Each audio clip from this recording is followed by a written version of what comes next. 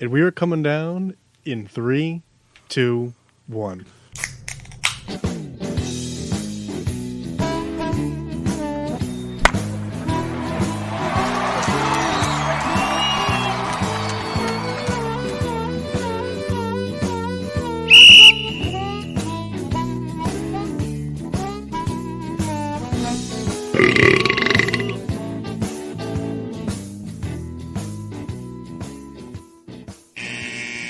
Welcome to Getting Sports with Drunk. I'm your hostess, Cupcake the Riddler, and I'm joined by Mark. Waveable Safe. Bling. I don't know what that was. Sorry about that.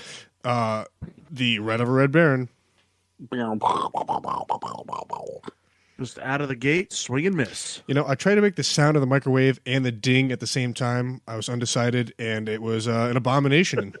You know what's funny is I'm confident that you couldn't do either one of them well. No, I mean, I feel like I could do a shop vac. I don't think over the air would really do it justice, but in person it's pretty cool. Give us the shop vac. All right, here we go.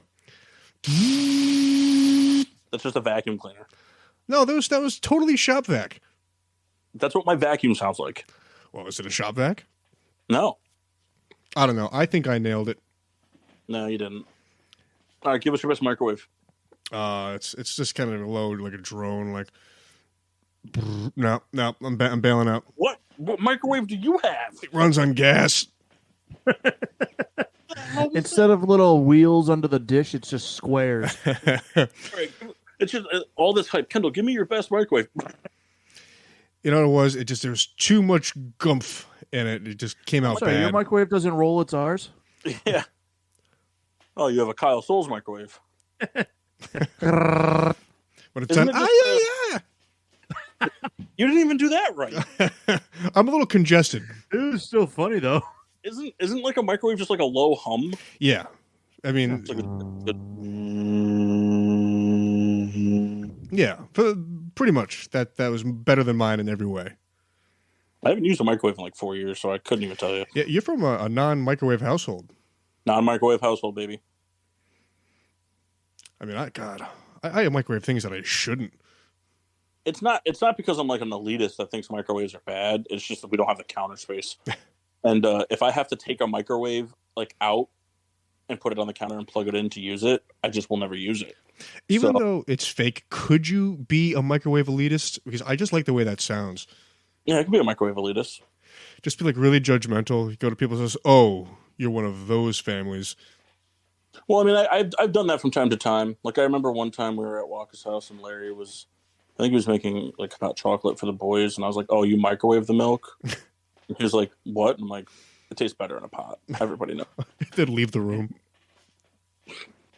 Yo, dick check. Yeah. PK soup in. All right. Kendall, what are you drinking? Well, I'm having from Back East Brewing another Gelato Girl, but the Strawberry Shortcake edition. How come you didn't get the bubblegum one? I did not find it. You didn't look hard enough. Perhaps not, but they were all next to each other when I bought them. Back East was running a promotion today, buy one, get one free 4-packs at the brewery.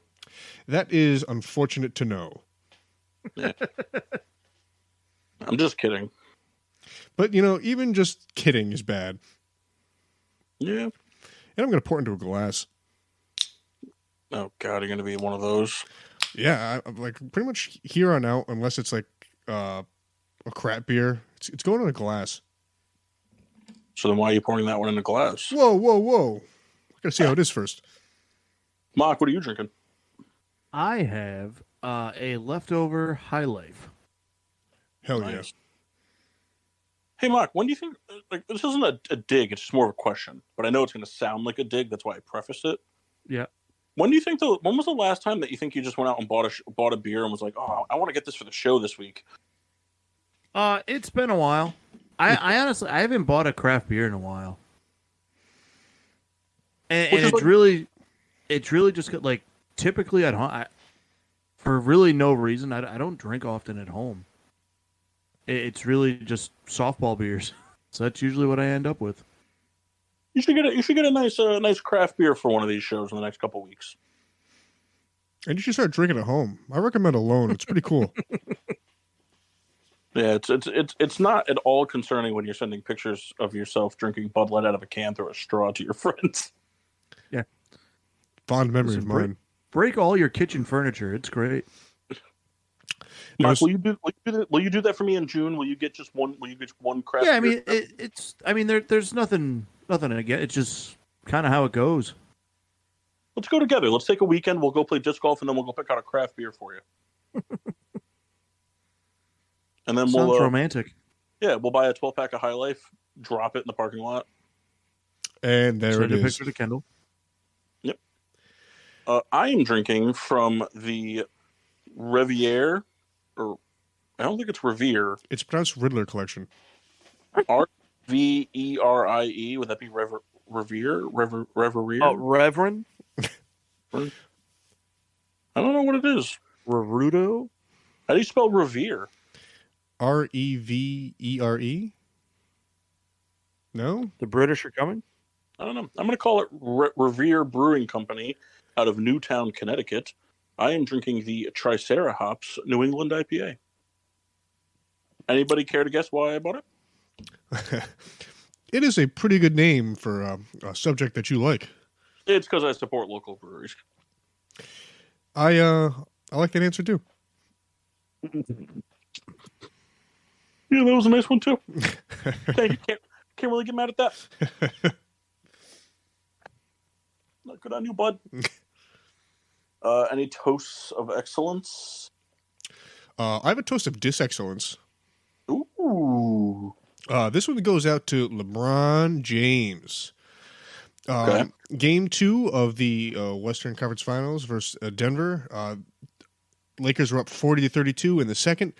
LeBron had a pretty clear dunk and attempted to do something kind of fancy and botched the dunk, and the Lakers eventually went on to lose that game. And it's just like, I think you're too much of a veteran to be showboat. And what do you have to prove? You're like you're pushing 40 years old. Just dunk the basketball, get the point. Clown. I'm going on a quick LeBron rant. And I overall like him. Like, screw off, LeBron. Screw off. What insult? Hey, screw off, LeBron. Yeah. You fucking jabroni. Oh. That's always something I like in like Trailer Park Boys is frig off. It just gets me every time. My toast is to Carmelo Anthony. Hanging it up. Nice. I wish I was physically with you so I could see you do a 3-point celebration. He's walking around work all day doing it. Can you just do it for me, like right now, even though I can't see it? You feel that? I did. I actually felt it. Right after I said it, I got a little tickle in the sack. And actually, what's funny is every time you do the 3 to the dome, Jeff gets an erection. Proven fact. He just had to pull over. Yeah. He's like, oh, God, I got to find an orchard. Pretty funny. You know what? Orchard makes a cider. Hello. So. How was your practice? It was good. Souls, I know you don't have a beverage, so what's your toast of excellence? My toast of excellence. You don't have one? 2. Carmelo Anthony. To the Atlanta Hawks for retiring Carmelo. For saying happy retirement, Carmelo. What? I don't know. I got nothing. I'll let you know in a little bit. All right. Kind of a bizarre thing that just happened there, Kyle. My toast of excellence is to... Oh, man. I had it here. Where'd it go? Son of a bitch. Was it to the Atlanta Hawks? Don't. No. I wanted to get the exact time. I could look it up, but I'm not going to. It was to the Panthers-Hurricanes Game 1, going into 4 overtimes in the NHL Eastern Conference Finals. The game lasted. It was something around because let's see, 3 overtimes is 60 minutes. Yeah, it was something like the game from the puck drop to the final goal, the total like air time type of thing was like 5 hours and 44 minutes or something like that. So they were this account I follow did a montage of like things you could do in that time frame, and one of them was you could a nonstop flight from JFK to LAX in less time than the game was played. Oh my god! Yeah, playoff hockey, overtime playoff hockey is the most gut wrenching and nerve wracking thing in sports. I don't care what anybody says. If you find a reason to have a rooting interest in a game where it goes to overtime and playoffs, it is the most on the edge of your seat because every single defensive position, it feels like it could be the end of the game, and every offensive position is just nerve wracking. You don't know what's going to happen. Fast breaks are ridiculous. It is just it's insane because it's like. Especially too, because like in hockey, there's so much that's it just happens so quick. It's not like in football, like even if it's like when the Patriots scored in overtime against the Falcons in the Super Bowl, like you by the time they got to the 5-yard line, you knew it was happening. Like because it's like it's building up play after play, kind of like in the NBA, like you kind of like watch a team like implode or like explode, and like in baseball, like the only thing in baseball, like it really is like if your team's losing, the best way to equate it would be like if your team's losing or it's tied in the bottom of the 9th, it's like the entire NHL overtime is like the like an 0-2 count, but like you have to get to the 0-2 count. Mm-hmm. Watching fucking 4 overtime periods of that is. It causes for some anxiety. Say that. Take it from a Blackhawks fan who's watched many triple overtime games in his life.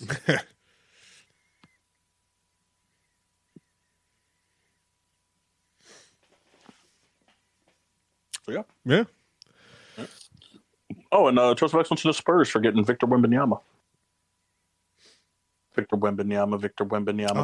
That was Souls' toast. Was it? No, I got a toast though. All right, go ahead. What do you got? Roger Guerrero Jr. for giving a kid who beat cancer his bat. That's cool. Should have gave him his hair. He had hair. All right, Mark, you're kind of quiet tonight. Everything all right? Just going with the flow. All right, man. No, he had to say something about me not having a game today. He has to piss me off at some point. Hey, was anybody else surprised to get the notification that Brady just owns part of the Raiders now? That happened? I know he was talking about it. Yeah, it happened today. Like the GM or whatever, the owner of the Raiders announced that Brady is like. I mean, I guess it's not finalized, but it's set to be final. So like they announced that like it's going to happen, kind of thing. But I was just like, oh, I was like, when did that happen? He's coming out of retirement. Can't take Jimmy's job again. That would be pretty funny. Player owner. And then we just get a freaking like a Raiders. I don't even know. Oh man, Raiders Cowboys Super Bowl. Sounds terrible. Go Raiders. Go Raiders. Yeah. Still watching the Super Bowl though, Mark. I mean, I know I'd watch it. Be rooting for those, roughing the passer. Hey, for a big weekend for the Raiders. They got a new minority owner, and they're getting involved big time in the disc golf community. Oh yeah, what's happening there? Big time YouTuber and disc golf pro Brody Smith's wife just became a Raiders cheerleader. Wow. Oh yeah, I saw that. She's pretty hot. Big win for the Raiders all around. What's her name? Janice, I think it is. No, Janice is her nickname. Her real name's Kelsey. That's right. Janice is her nickname because that's the Janice Thrasher. Brody calls her Janice. We should probably throw some just information on the thread. I think that'd be helpful for everyone. Go to Brody Smith. I already gave you everything you need. Yeah, but I want to just sent right to me. Yeah, spoon feed them. Yeah. All right, you're gonna want to search KARMAWWE, and then right after that type deep fakes. Oh my.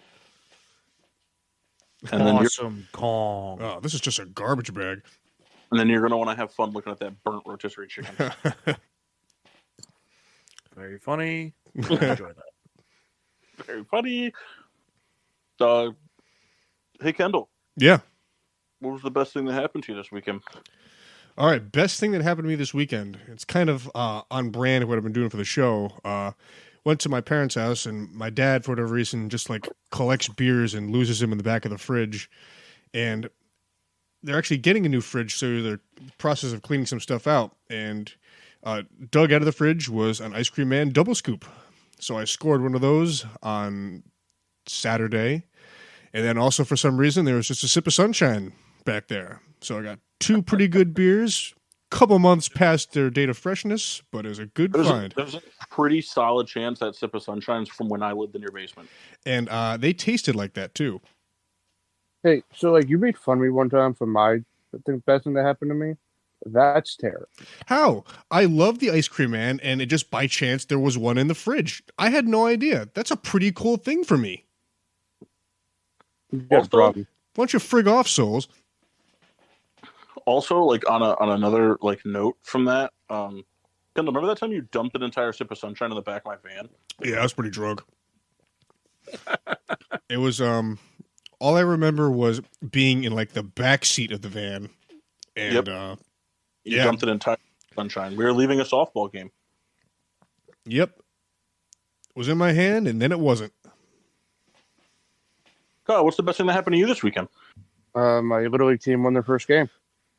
You're nice. Here. They're bad. Do you think it's coaching or talent? Oh, it's definitely talent. Sounds fine. Hey, did you notice, Kyle? Hold on. Go ahead. Oh, so did you notice how I said that yours wasn't terrible? Yeah. I just want you to keep that in mind. Mark, how was this weekend was fine. I finished painting the nursery and built the crib. Nice. So you're pretty uneventful. Yeah, just kind of a work weekend. And you were saying that everything was all Velcro. Is that correct? That's pretty funny. Like a Velcro crib. I got to do one of the most satisfying yard work tasks this weekend. I got to power wash. So it's cool. That's a mock favorite. Nice. It is a mock favorite.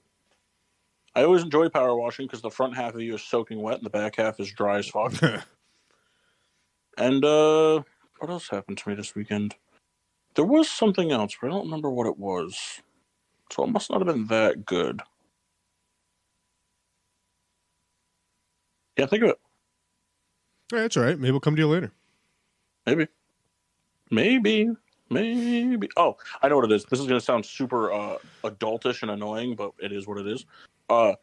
You ever find an old like a gadget or a toy, or not like a toy like a kid's toy, but like a type of thing like a fleshlight. Yeah, like a fleshlight, exactly. No, but you find like a gizmo or a gadget, whether it's something for the kitchen or an actual tool or yard equipment or whatever that you completely forgot you had, and it's brand new, and you get to take it for the first spin. Oh yeah. Yeah, so I had that happen this weekend. I had to go up into the attic because we were out of gallon Ziploc bags, and I buy them in bulk from BJ's, so I keep the extras up in the attic on a shelf. So I went up there to get it, and I was moving some stuff around and completely forgot that I got a vacuum sealer for Christmas. So then I proceeded to vacuum seal 40 pounds worth of meat. Yeah. I was just sitting there. Amelia walks in the kitchen. She goes, "What are you doing?" I was preserving meat. Mercy got me one of those for Christmas a couple years ago, and I went heavy for a little while. Yeah, I was just buying stuff. She's like, "What do we need this for?" It's like, "I got a vacuum seal." a vacuum seal. Like I did everything. Like we had bought like Samantha bought fruit. I'm like, I could vacuum seal these blueberries. Those will look cool. And then I vacuum sealed cheese. Big fan of that. Well, because like I buy cheese, I get when cheese is like a good price. Because like I mean we don't go through it like crazy, but sandwiches for lunch, egg sammies, whatever. When it's like a really really good price, I'll get like 4 pounds of it, and then I'll separate it into 4 individual 1 pound increments, and then I'll freeze it. It's a good idea. Yeah, I mean, why not? Why not? Why not? Why not? I like that. You like it? What's that? You like anything? I like most things. Ryan Cabrera. That would be in the not most things, but I've noticed a lot of hostility from Kyle versus me in the early goings of this show. I'm wondering how this is going to play out. My guess is good. I hope so. Hey, Paul, would you like to go at it? Shot trivia? Let's do it. All right.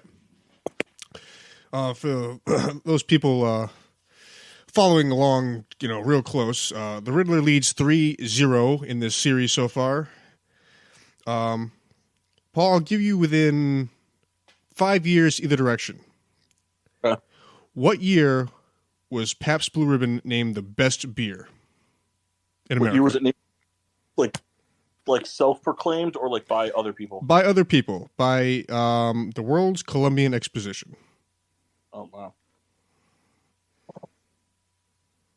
I mean, Pabst has been around for a long time, right? Long, long time.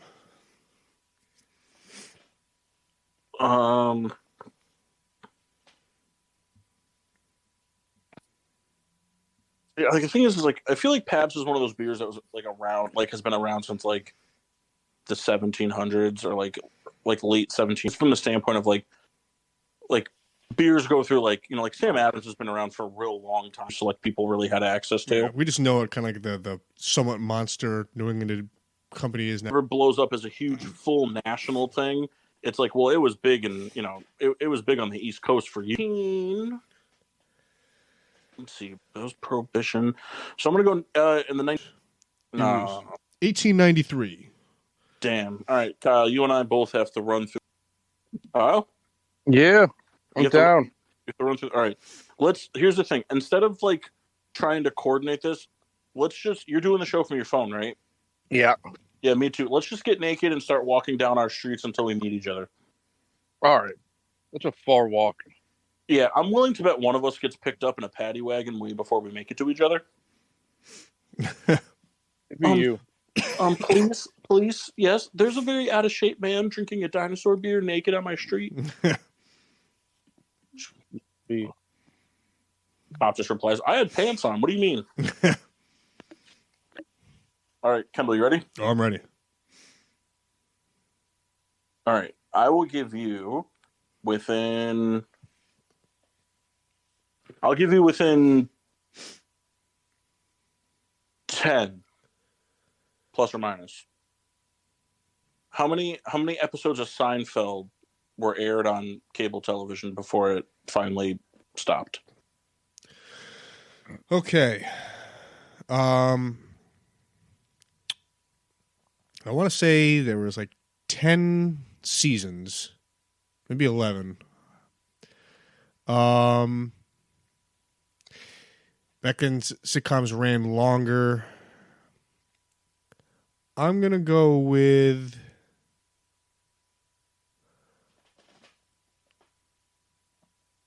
Riveting. 201. Damn. 496. Really? Nah, it was 180. Damn. Well, a lot of episodes. I was going to say, well, I was figured like, let's say they ran 26 episodes. And I was only saying this because like Cheers ran like really long seasons, like really long. Yeah. But I guess even Seinfeld in the like 90s maybe would only be like 20 20th season, maybe. Yeah, but I think the thing you have to remember though is like usually like even back then like with sitcoms like the first season would be like 10 episodes. Yeah, that's true. The final season might be like 10 episodes. You know what I mean? Yeah. The other thing too is like what I'd be interested in knowing from like a TV broadcast type standpoint is like The Office or not The Office.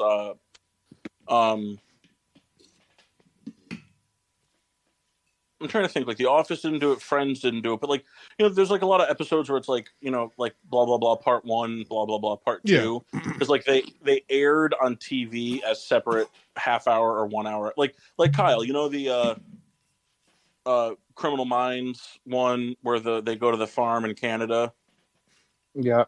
So like that's like a 2-parter. It's 2 separate 1 hour episodes. But like I wonder if like from a syndication standpoint, if they, because like I think I don't know if it depends on how they air them or not. Because like like sometimes they'll be like, oh, it's a special 2-part thing like on back-to-back hours. So it's like, is it just one really long episode or is it 2 separate episodes? Just be interesting. I think it's 1 episode. I don't know. Phil doesn't know because he doesn't know TV that well. Well, radio. I was off by a couple. There. But hey, 0-4 on the air. I'm gonna do my shot here of the Dobel Diamante. I will. I don't have any hard liquor present, so I will. I'll make sure I have something next week, and if I have to do a double, I'll do a double. Hey, listen, you're in good shape. You had banked 3 consecutive, so I mean, you could play it however you want next show. Wait, what does that mean? So like, I have 3 like free passes. So you had accumulated 3 shots. Now I don't expect you to just do a triple shot because that's a good way to not be present on the show. I'm confused though. If I got it right, I still have to do the shot. I don't understand. No, see, you bank it away. So it's like anytime you get a question correct, you don't have to do the shot then, and it just gets stowed away. And I can just do it another time. Right. So, like maybe. See, I was in the process of like if I get it right, I don't have to like do the shot at all because then like that's kind of the point of getting it right, kind of thing. Hey, No, he wants to get ripped one day. Well, I mean, listen, would be fun, yes, but we could do it into pieces. This is Kyle Souls. The mass is here now. Oh, Massey. Hi, Mass. Hi. Are you drinking? I can be. All right. Well, if you do, tell us what you're drinking. What's your toast of excellence? My toast of excellence is. Hold on, let me open my phone real quick. I actually did have this written down. I know what it is. And I'll talk about your first car. It was a 2009 Hyundai Sonata. It was brown, I guess. I think it was brown. It's like a brown purple. It was a weird color. Yeah, it was like if Jeff's old Intrepid and Poop were mixed together. Yeah, and my favorite feature is if you kneeled on the driver's seat, it would open the trunk. Yeah, don't know why I did that. I don't know either. This car does it too sometimes. Must be a Hyundai thing. Yeah. And I can't fucking find where I wrote this down. Toast of excellence to Mello for retiring. Great career. 10-time All-Star. You know what? He deserves to be shouted out twice, so I'll give it to him. Who shouted him out the first time? Mike Match. All right. But you know what? He deserves it twice because in a 12-month span, that dude was on the cover of NCAA video game, NBA Live, and NBA Street. So good for him. That's actually impressive. Yeah, he was. I mean, he was awesome. What do you think my toast was going to be? Oh, I don't know. I just said that. Jimmy McNamara. And what's your best thing that happened to you this weekend? Give you the worst thing that happened to me this week. Oh, I like that because it's kind of like the toast of disexcellence that we do sometimes. Fuck kids. I'm so tired of them. I can't wait for the summer to be here. Wait, what? That happened during the weekend? Technically, yes. Someone was I watching didn't porn on a discover- school computer. No, much worse. Somebody was filming porn on a school computer. Less bad, I think. Somebody was I would coding say porn. that is worse. Somebody was coding tentacle porn on a school computer. It was mass. So, Wait, I got one more. Same- Somebody is a school computer.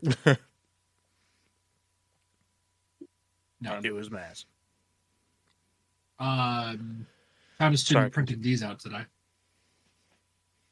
Well, I found it today, but it was printed out over the weekend. That's awesome. That's so Not great. ridiculous. That's so funny. Oh man, can I have one? No. Pretty sure it's not valid in Meriden for you, Mock. Well, it would never hurt to just have in the wallet. Imagine that you just whip out one of these laminated. Not great to have to backtrace this kid and figure out who it was. I hope it was a black kid. It was. For sure was not. It absolutely was. Hey, Imagine not that. a bad scheme though. Sell them for like $10. Oh man. It was definitely somebody named Charlie, and they were just like, "No, Jerome gave these to me." Yeah. We No, don't I have backtraced the IP account to his AD account and figured out who it was. And narc. Dude, So- this kid wasted 2.5 hours of my time making me figure this out. Yes, I'm figuring it out and ratting on him. Fuck him. So what the mass sent us, we never even explained to the listeners. It's a Nope. well, we can't just talk about it then. Not like Well, Mass, I think what you do here in this situation is, right? I think what you do is when you approach the kid. I'm not And- approaching it. I gave it to the superintendent and called it a day. No, this is what you got to do, Mass. This is the way to handle this. You approach the kid. You explain to him that you had to take 2.5 hours of your day figuring all of this stuff out and all that type of stuff. And then you end it by calling him that and then give him one of the passes. And you ask for his mom's OnlyFans account. Call it even. So very funny. I'll look the other way this time. You get me a free month. You get me a free month. Best I could do is 30% off. Kid just replies, she's actually offering 3 months in June for promotion. I run a- want to. So what was his kid's name? Don't worry about it. Yeah, We're worried about it. big no-no. Yeah. Where's he fucking live, huh? I think that falls under fireable offenses.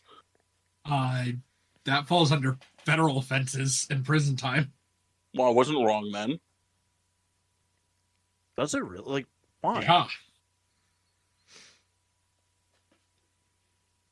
What? Like, why? It's not. Is it HIPAA?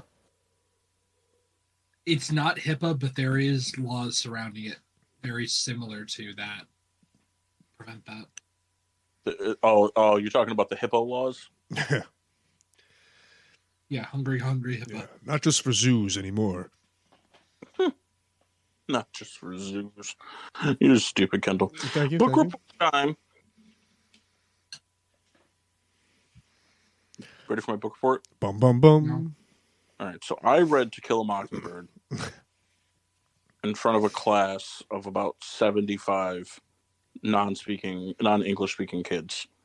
No, so I said last week I was going to kind of consume a sports media each week, whether it be like a movie, fictional or nonfiction, read a book, article, whatever, something, and kind of do it. So like the report, I'm just going to give like a why I think you should take the time to do it or not.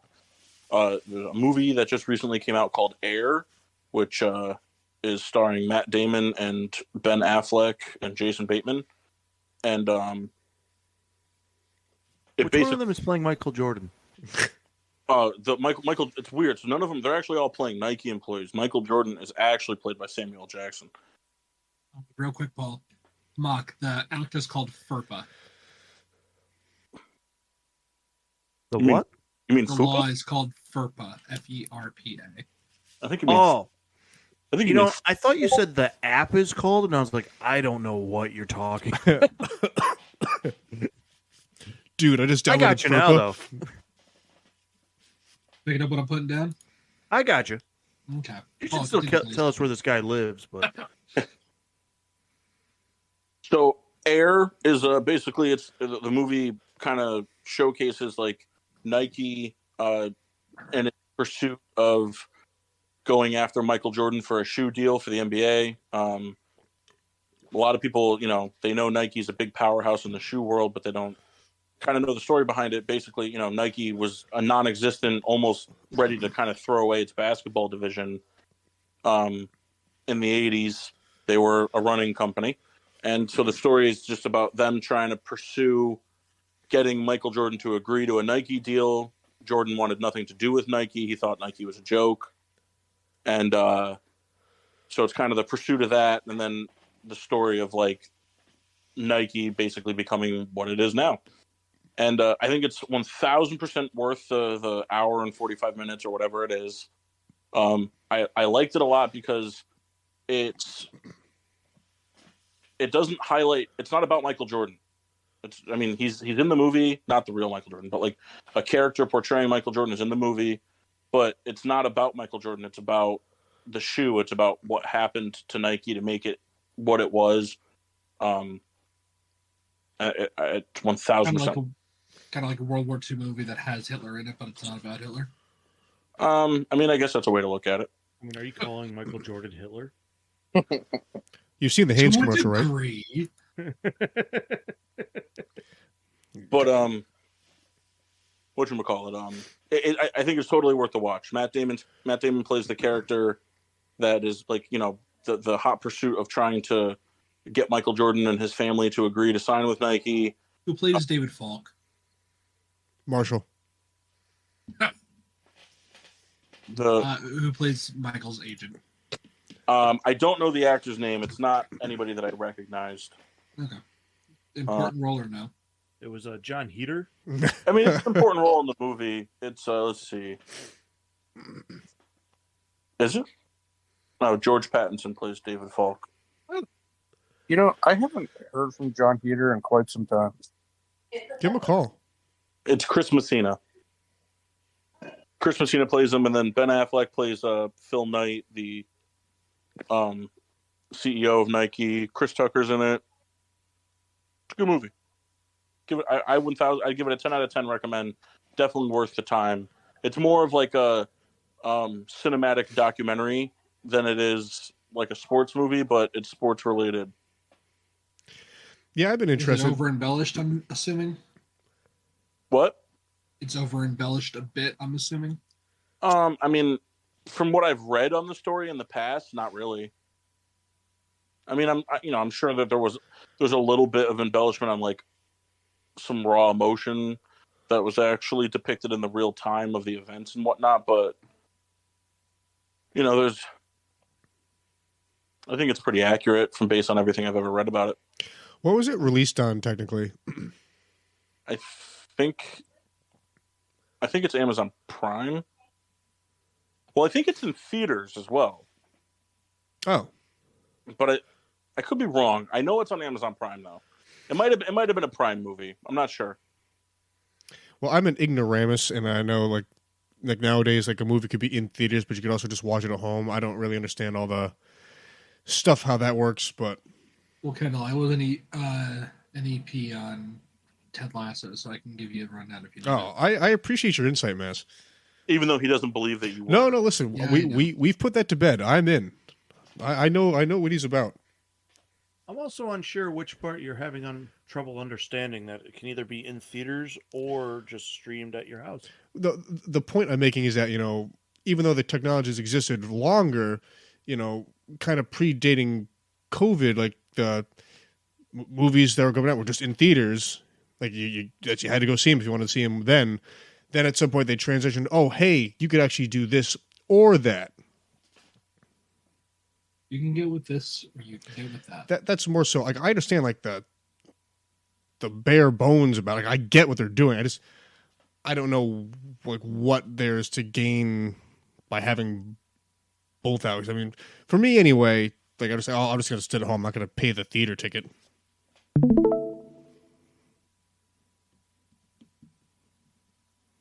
What's happened? I don't know. The mouse is live. I say you guys all heard that too, right? Looks like Discord has crashed unexpectedly. Oh, Oh, I'll tell you It that. actually crashed. That was kind of funny. That's very funny. Oh, Hey, you guys hear me? I'd say Yes. it was a pretty underrated moment. It was very, very like TV, like, Discord has crashed, and then it cut off as soon as you before you could finish That's saying it. very funny. I clicked the link, the stream thing that Massey had up, and then it said Discord crashed. And everything You'll went. be able to do it now. No, I'm not going to. Last time I did that, it crashed. Try it again. No, I can't. What if it crashes again. again? No. What if I total Discord? I would be impressed. Or worse, end up in the cancel chat. Ooh. hey, Mass, have you ever seen like the Instagram reels or whatever when they talk about people who are Discord moderators? Yeah. Some of I them am not are a really Discord funny moderator, because they're pretty ridiculous. but they're all 100% accurate. I read a funny thing on Reddit today. Discord moderators are the worst. What did you read on Reddit today, Paul? It was a thing where it was like, tell me like your best like aftermath drinking story type of thing. And so this guy was like, I went to a bar and I got really drunk and I came home and I climbed into bed with my wife and I fell asleep. And when I woke up, St. Peter was at the foot of my bed telling me I had passed away. And I had said to him that I didn't want to go because I had a young family and I wanted to watch them grow. And he said, the best I can do is bring you back as an animal. And he goes, okay, make me a chicken on this farm. He goes, this is, my family goes past this farm every day. So he came back as a chicken. And when the family was walking by, he started feeling a pain in his abdomen and his lower half. And he couldn't figure out what it was. And another chicken came by and said, it's just an egg. You have to push it out. And he goes, oh, okay. And so he starts pushing the egg out. And while he's pushing the egg out, his wife all of a sudden starts screaming his name. And he looks up in shock and sees his wife. And his wife's yelling at him and just says, Carl, you're shitting in the bed. Oh, man. I knew it was going right at the end. Oh, that's very funny. That was a funny way to pronounce Kendall. Kendall doesn't poop in the bed. He poops in the shower. It has happened. But I like to, I have to preface this always when this comes up. I never okay, it's time to shit. Let's just jump in the shower. That's not what happens. I guarantee you it 100%. It's not. In the process of doing a good cleanse, whatever happens, happens. The problem, Kendall, the problem that I face is that you as a grown man have openly shit in the shower, barehanded it, and then tossed it from the tub to the toilet. All right. Has happened, yes. I'd even venture to say it's happened more than 5 times. But More than 5 times. more than 5 times, less than 10.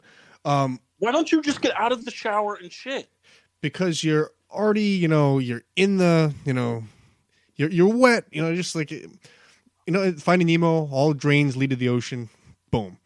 And I've never hated you as much as I do now. Massey, take some time to reconsider. But there's sometimes the way it works out. I mean, you can kind of just do the old, the waffle stomp, and you're power washing anyway. So you just flip your foot over, clean your foot, get the soap going. But here's the thing: the waffle stomp at a gym shower. All right, whatever. Doing it at home, I think that's just terrible. But but you've pooped and barehanded it and thrown it into your toilet. I want the listeners to understand that we're not talking. Also, I want to clarify something. When you guys poop, you don't just get one strand, right? It's generally more than one. So Kendall, what I'm understanding is, have you caught every individual part and then tossed those into the toilet? Okay, so what has happened, man? You ever missed the toilet? No, fortunately, I've been lucky. Anyone who's still listening is about to turn it off. So I've already turned it off. What's happening is I'm not catching it. I'm not catching it in my hand. It's hitting the floor. Oh, you're scooping it up. Doing the old scoop. That's somehow even worse. Right, but I'm doing one hand because you need another hand to pull the shower curtain back. So you kind of still somehow even worse. So and then you the toilet is close enough that there's actually a pretty good I'm 7/8 of the way there already. So it's not Does anybody else hate this conversation? Yeah, this was brought solely upon by you guys. What do you mean you're 7/8 of the way there? I mean, It's the 7/8 amendment or whatever the fuck. From the shower, I can pretty much reach all the way. I can almost dunk it, if you will. Slamming down in the home bowl. There's two problems that I have with this, Kendall. There's two problems I have as a grown man. Two? I love you a whole bunch. There's only two real problems. Problem number one is, why don't you just get out of the shower, take a shit, and get back in? Because what? Because you don't want to get water on the toilet? No. But listen, these aren't. I'm trying to help you guys understand. This is not a full shit. This is not like, oh man, what a long day I had. I ate a bunch of food. Let's poop in the shower. That's not what's happening here. All my poops are happening in a toilet. This is like, okay, you've already taken a poop. Things went poorly in the wiping department. They just did. You run a bad diet. You don't take care of yourself. Things didn't go well. Let's hop in the shower. Let's do the old, power wash, clean things up. And certain particulates find their way into the shower. This doesn't sound like particulates, though. This sounds like enough to palm and throw into the toilet. There has been times where that has sort of happened. But it's not like... What are you doing? Are you having solid matter, or are you like scooping out, like, you know how like when you dig a hole as a kid and there's like that weird clay type dirt at the bottom that you kind of scoop out? Is that what you're doing? Oh, I don't want this anymore. I'm eating. I don't know. It's split. It's a little of both. And then option number two, Kendall, is like, why don't you just wipe before you get in the shower? I do, but this is what I'm talking about. Like I've already wiped 700 times. I'm sick of it. Like I'm tired of sitting. I've wasted so much toilet paper. I've flushed 3 times. I'm just getting in the shower. I'm sick of it. I'm just gonna go clean, get fresh. What I'm gathering here is, I think you need a bidet. No, it's not even the bidet, Mock. I think what's happening, Mock, is I think Kendall, one, doesn't know when he's done pooping, and two, doesn't know how to wipe. What it is I pretty much, like, this is a perfect example. And I'm going to have 3 beers on the show. I'm probably going to have another shot before the show's over. It's going to, do whatever it is in the stomach. I'm not going to be able to, get up and just like crap tomorrow morning. I'm going to have to go. I'm going to run my 3-hour run to Albany. And at some point, I'm going to have to shit. I'm going to go take a shit in some, business park. It's going to go poorly. Do a couple wipes. Then you'll be like, okay, I can't waste any more time here. I just got to keep going. So you do a bad job. You finish your day. You come home. You go back to the toilet. You do whatever is going to happen. You realize that things have just gone poorly. Let's get in the shower. Whatever happens, happens. I have never had that feeling. It is for sure what is going to happen tomorrow. I have never had the feeling of, okay, I just defecated. I'm going to go get in the shower now. And, there's a pretty solid chance that there's just more action that's going to happen. But another note. And Massey, Kyle, and Mock, feel free to chime in. No, I'm good. But I've had it happen where you think you're done, and then you kind of move, and there's more to go, but you just go back. But so are you guys also suffering from hemorrhoid? No. I am. And that is pretty much terrible because sometimes it feels like there's poop when there's not. Yeah, but Kendall, you've also done this with no hemorrhoid. Oh, no. We're working on basically a 6, 7, 8 year hemorrhoid. You should go to the doctor. Nah, it's not that bad. Sounds like it might be cancer. I'll just keep pooping in the shower. He can't go to the doctor. He's too busy excavating his asshole in the shower. Guy's basically got a front end loader in there to clean it out. I would love that if you went and be like, yeah, so I normally just sometimes shit in the shower and then throw it to the door. I mean, but the way you guys make it seem like is that like I'm standing at one side of the house and throwing it all the way across. That's what you're making it sound like. But I'm not. You were making it sound that way. The throwing it in the toilet part isn't the problem. It's the knowingly going, well, I'm going to get in this shower, and there's a pretty good chance I'm just going to poop in it. What's happening is, and look, I'm getting clean.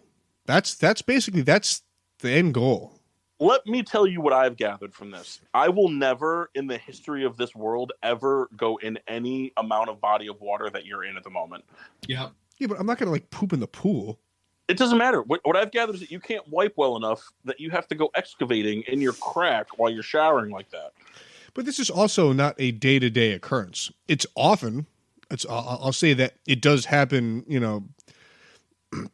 more than once during a given week, but it's not like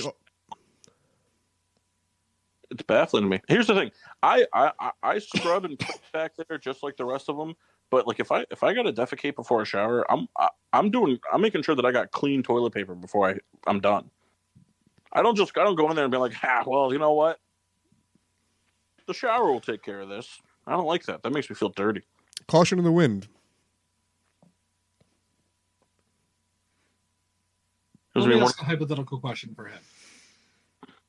If Kendall poops and then gets in the shower and just uses that to essentially wipe, is that as bad? Like he doesn't wipe it all. He just gets in and just starts like power washes it real quick. I think that as a wipe. That to me is so gross. But that's better than what he's doing. I do that as well. That has happened before. I was trying to offer you like a step alternative rather than all I'm saying is I'm not ashamed by this activity. To me, this is probably more common than you guys think. Perhaps in this sample size of 5 people, I am obviously the minority, but I feel like the people that you would find that would be like, oh yeah, I do that, are like 400 pounds. And well, like that could be true too. I'm just saying that I think that there's a gross misunderstanding of the amount of fecal matter that's actually happening. I am understanding that this is gross. Yeah, Mess, I knew someone was going to make that joke. I'm just sad it was you. Yeah, I had to. Hey, Mark. Yes. Where can they find us? Very funny. A quick take at the. I was like, wow, already? Oh, man. That was very funny. But hey, where can they find us, though? No, don't. Listen, we're on Facebook at Getting Sports with Drunk. I'm just saying, So, Twitter and what happens Instagram if at GSWD_4. What happens if I put Kendall in the cancel channel? I don't know. Well, I mean, you can, but I mean that just means I'm the it'll only probably derail whatever we're doing. So it just means I'm the only one recording on It's Audacity. not derailed already. I was entertained. Are you not even talking? Yeah, so I think it'd be fun to put a black light in your bathroom. No. I mean, just be any part of that. Just be gross. I don't. We don't What need was a that black laugh? light. Like, here's our fecal room. No black. I could just show you. Hey, that's where the stuff happens. Ugh. Like, yeah, that's where the poop is. Everywhere. You might think a horse is here. It's not. So It's disgusting. just me.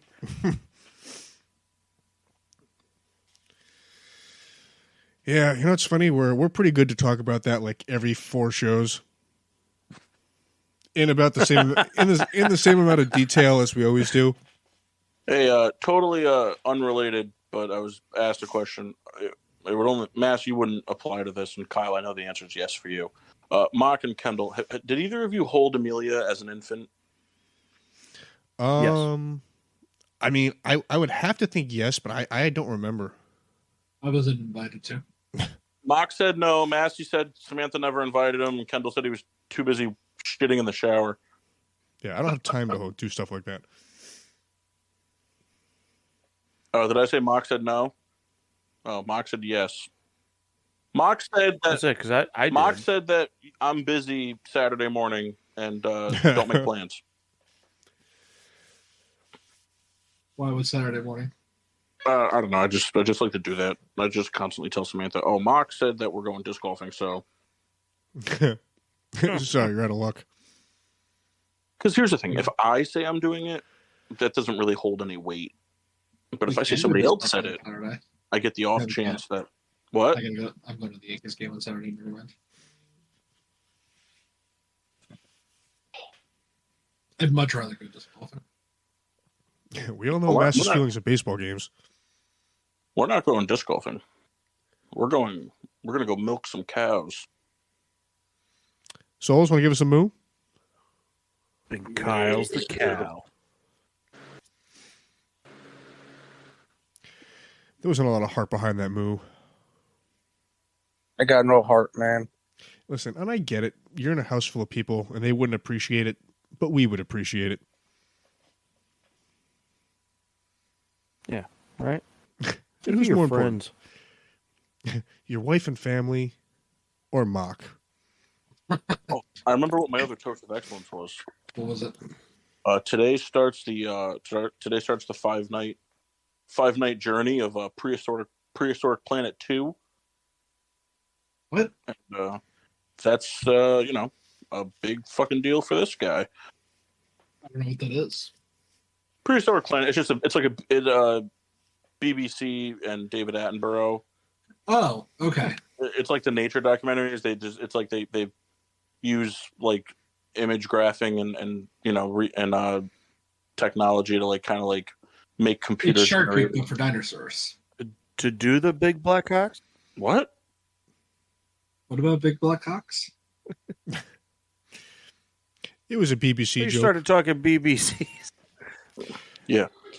Big, beautiful Chinese. You're going to start CGI and big shafts? I only watched JOI. You know, Kendall, I somewhat believe that. I totally believe that. Well, you should. Tell me what to do. All right. 1 minute in, we're done. No, I already shite didn't last listen. minute.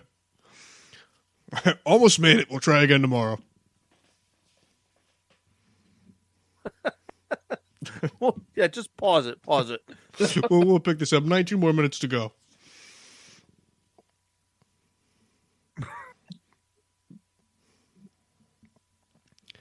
Anyhow, Any hoozles. I believe Paul has something. But I do have a question for you, Paul, just because you made me think of it. Is David Attenborough like your favorite like television presenter because of all those type of shows you watch? I mean, I hadn't really given it any thought. Oh, you don't have to. I was just curious. I mean, I enjoy him. Who's your favorite host of the Oscars? I mean, I enjoy him. I like those. I think he has a very soothing voice. Oh, he's an icon. Yeah, his brother's awesome too. Kendall Attenborough. No, it's Kyle Souls Attenborough. Do you guys know who his brother is? I do not. Yeah, it's Morgan Freeman.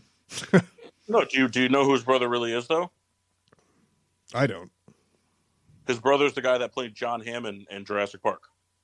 Ah. Richard Attenborough. I suppose that would make sense now, wouldn't it?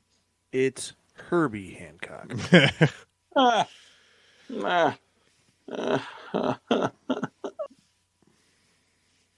All right. I have a question for the room. Is it, why do I hate my Madden franchise so much? Because Nelson Nope. Aguilar is my second best receiver. Ooh, what year are you playing? 23. It was free on Game Pass. Nice. What year you played in? I mean, it's not, 2018, but, it's solid. Whatever year it had Steelers Nelson. Cardinals on it was the best year. Was that 2010? For who was on the cover? Palomalu and Fitzgerald were on the Yeah. cover. I own that for the Wii. I can tell you what my least favorite Madden of all time is. Was Rogers on it at some point? The one with Peyton Hillis on the cover. That one was terrible. You'd I say think it was like- kids. It's like Madden 12 or 13 or something like that. Was it 2000? I want to say it was 2006, but I could be wrong. The one that had like the QB vision, you get like that cone. Oh, yeah. Yeah, that was rough. The one that had Breeze on the cover was pretty good, too. That was 09. Yeah, Was it? I think that was the year before the Palomalu one. The Madden Because the one Golden with- Age. I'm before pretty Mo- sure the one with Breeze on it was the first Madden you could play on the Wii. I'm pretty sure the one with Breeze on it was the first Wii one. That's Kendall's favorite. Let's see. So Yeah, well, I had the one with the Palomalu. So my offense consists of Jalen Hurts at quarterback, Austin Eckler at running back, Jalen Waddle, Nelson Aguilar, and Jerry Jeudy at wide receiver. And then a bunch of fucking. I mean, you could just make Jerry Jeudy your 2. Believe it or not, Nelson Aguilar is for some reason very good. Because he's fast and plays the slot. Yeah. All you need Right, in but bed. he can't catch in real life. Yeah, He can catch in this game. it matters if your speed's 95 or above, you're an elite player. Yeah. No matter how bad the rating is. He's not wrong, you know. I mean, he's out of line, but he's right. He's not wrong, you know. I'm destroying the Packers right now, who have Sam Darnold at quarterback. Nice. Yeah, having a good time. The Tommy Tremble is my tight end, and I hate that. Me and Paul one time, it was during COVID, we would make ourselves and play on either the defense side of the ball or the offense side of the ball. That we would create ourselves. And we were the Cardinals, and boy, did I miss a lot of tackles. Yep. I didn't know where that was going, but I'm happy it ended up where it did.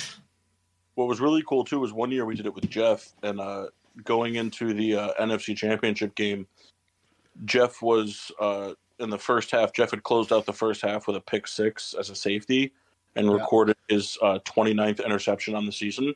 Jesus Christ. Yep, and then proceeded to trip and let fucking tight end score a walk-off touchdown for us to lose in the NFC Championship game. F.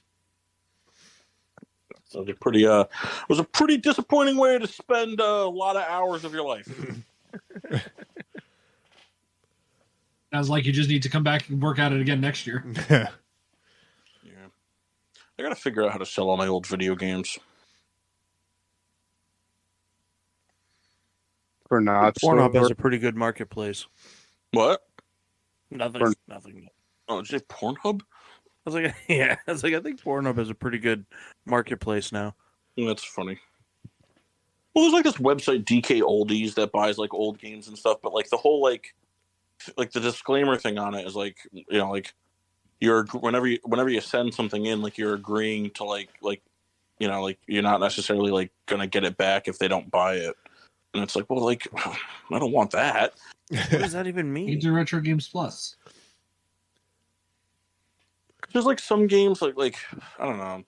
Like I sold one game to them because I had 2 copies of Def Jam Fight for New York for the PS2. That's and awesome. I sold one to them for $150 because like that game for whatever reason is just really hard to find. The game is sick. I like that. It's like, all right, hey, we're gonna help you to sell this game. We're gonna put it in this wheelbarrow. If we sell it, you know, we'll take care of it. If we don't, well, maybe it gets lost for a while. Yeah. Is it Wheelbarrow? Yes. Man, just learned something new today. Take it from the guy who slept Yeah, in but one. this guy also shits in the shower, so he could be wrong. You know, That's true. I always called it a wheelbarrow. You know, Mark, it was more appropriate for the guy who have slept in it versus shitting in the shower, which is not relevant to that part. So, thanks a lot. I don't know. Not to like really get under Massey's skin and go back to that topic, but I was just like Kyle like shit himself in bed one night, and I feel like that's more appropriate than just sitting in the shower. Yeah. Hey, I'm gonna just go ahead and say to you, we all agree with that. I don't. It's just, Kendall, I gotta say, I think what baffles me more than anything about the pooping in the shower thing is that like that's a sober decision. Yeah. But You shouldn't sound so excited about that. But I'm not. At least when Kyle had his incident, there was very much to do about Lady Bly, right, Kyle? That was a fun time.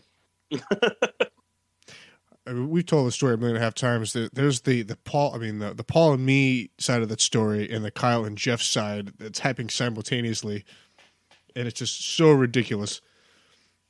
Yeah. What's really unfortunate about that story is that I said to Kendall earlier that night before all of that was happening. I was like, hey, we should invite like one of your friends from Wallingford. Like, what about that Mike Mott guy? And he goes, no, I don't invite him up here. Only if I need a ride. Man, just beat down at every corner. Only if he needed a ride home. Yeah. I can go shopping for the party too if you want. Hour and 4 minutes into this, and I've just been eviscerated at every turn. At some point, we are going to have to rename the show just like Hick Reed. Hating Kendall all the time. It's too bad the Bad Friends has already been taken. It's a great show. Like, what if we renamed it like what if we renamed the show like, you know, Causing Future Therapy?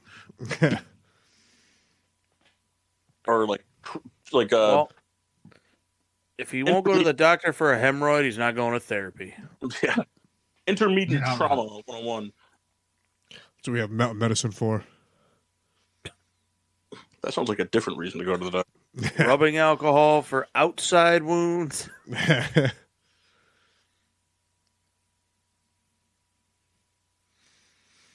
Yeah, that stuff is pretty awful, Kendall.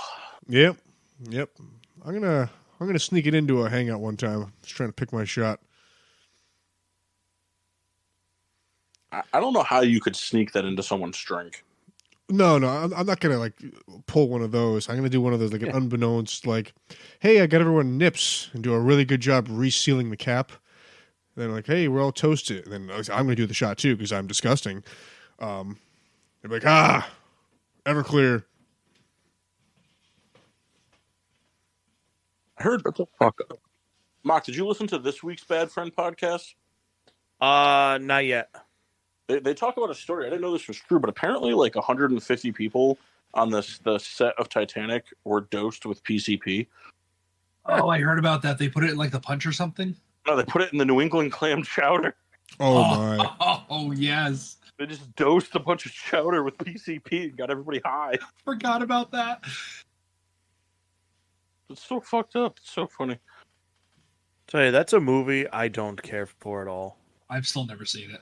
I know that's a shock to everybody on this show, but here's the thing. I couldn't sit down and watch it like maybe more than once every like 3-4 years.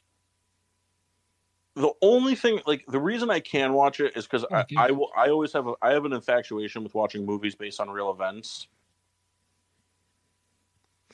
It does kind of irk. It does kind of irk me that they had to like, you know, put a fictional love story in it. I think the fact that the Titanic sank is fascinating enough on its own and how it sank. Then it wouldn't have gotten $1 billion. Yeah, it's true. So listen, you should watch that Titanic, but there's also 3 other Titanics. They made like 2 in the 40s, and there's actually like a German one, and those are good movies too. Like. If you don't like the new, like what Paul is saying, like they make a fake love story for, you know, with Leonardo DiCaprio just for the sake of, hey, because we can, go watch the old. You don't know her name. Hold on. Yeah, it's Kate, right? Huh? It's Kate. I mean, you threw out a first name. How about a last name? +8. Kate Winslet. I think Massey got it's Winslet. Yeah, it's Kate Winslet. Windsock. Eat me like one of your French girls. No, but seriously, go That watch. made me very uncomfortable. Watch the old Titanics. They are really good. All she had to do was get out the fucking door.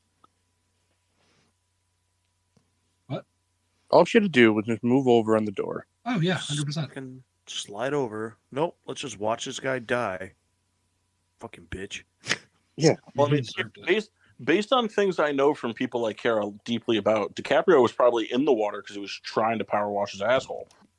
It's my favorite actor. Guy for knew a he reason. didn't do a great job prior. If I'm going to live, I can't have her smelling this. It's true. It wasn't even that cold water. I mean, Icebergs take it, you know? Those form in icebergs cold, Kyle. I saw an iceberg on my way to work this morning. No, you didn't. I know. Kendall, you're not funny tonight. Thanks, man. Appreciate it.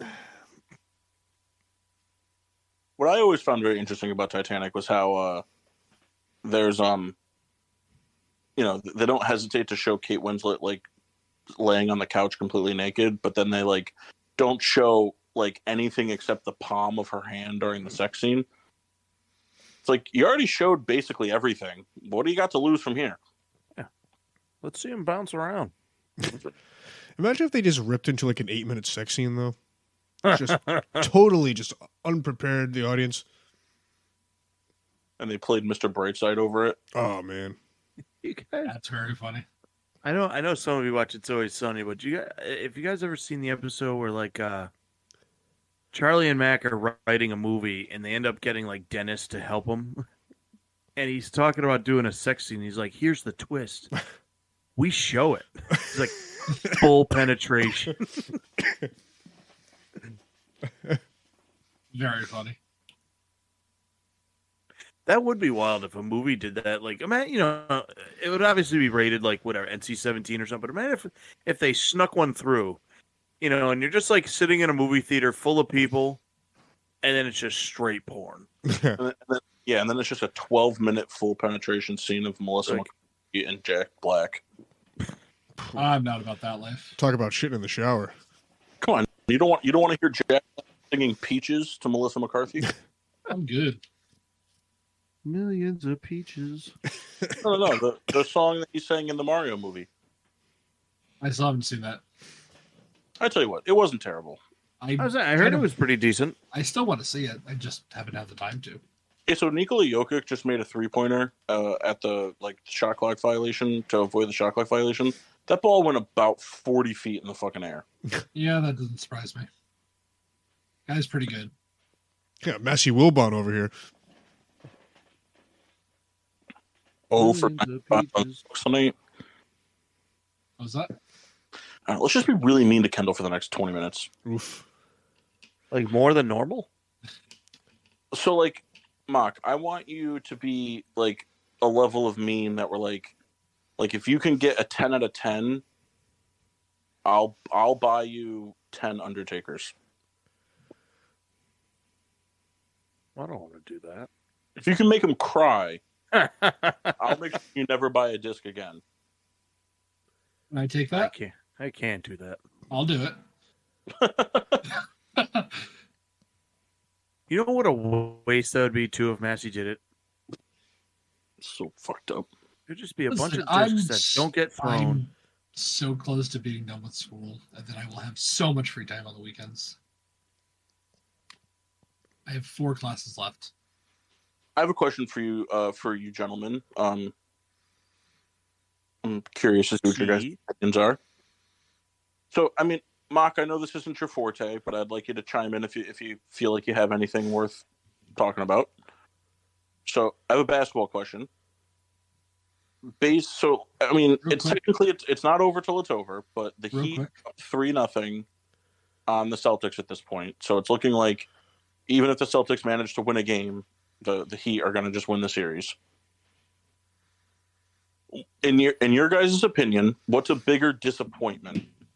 The Boston Celtics over the last, we'll call it 3 years, because in my opinion, the Boston Celtics, while they're missing the Brad Stevens element, which I think Kyle would agree with, Yeah. There's enough talent and depth on that team to win an NBA championship. There's enough talent, there's enough depth, and there's enough defense to win an NBA championship. They're just not putting it together the right way. And I know coaching is a part of it, but like coaching doesn't.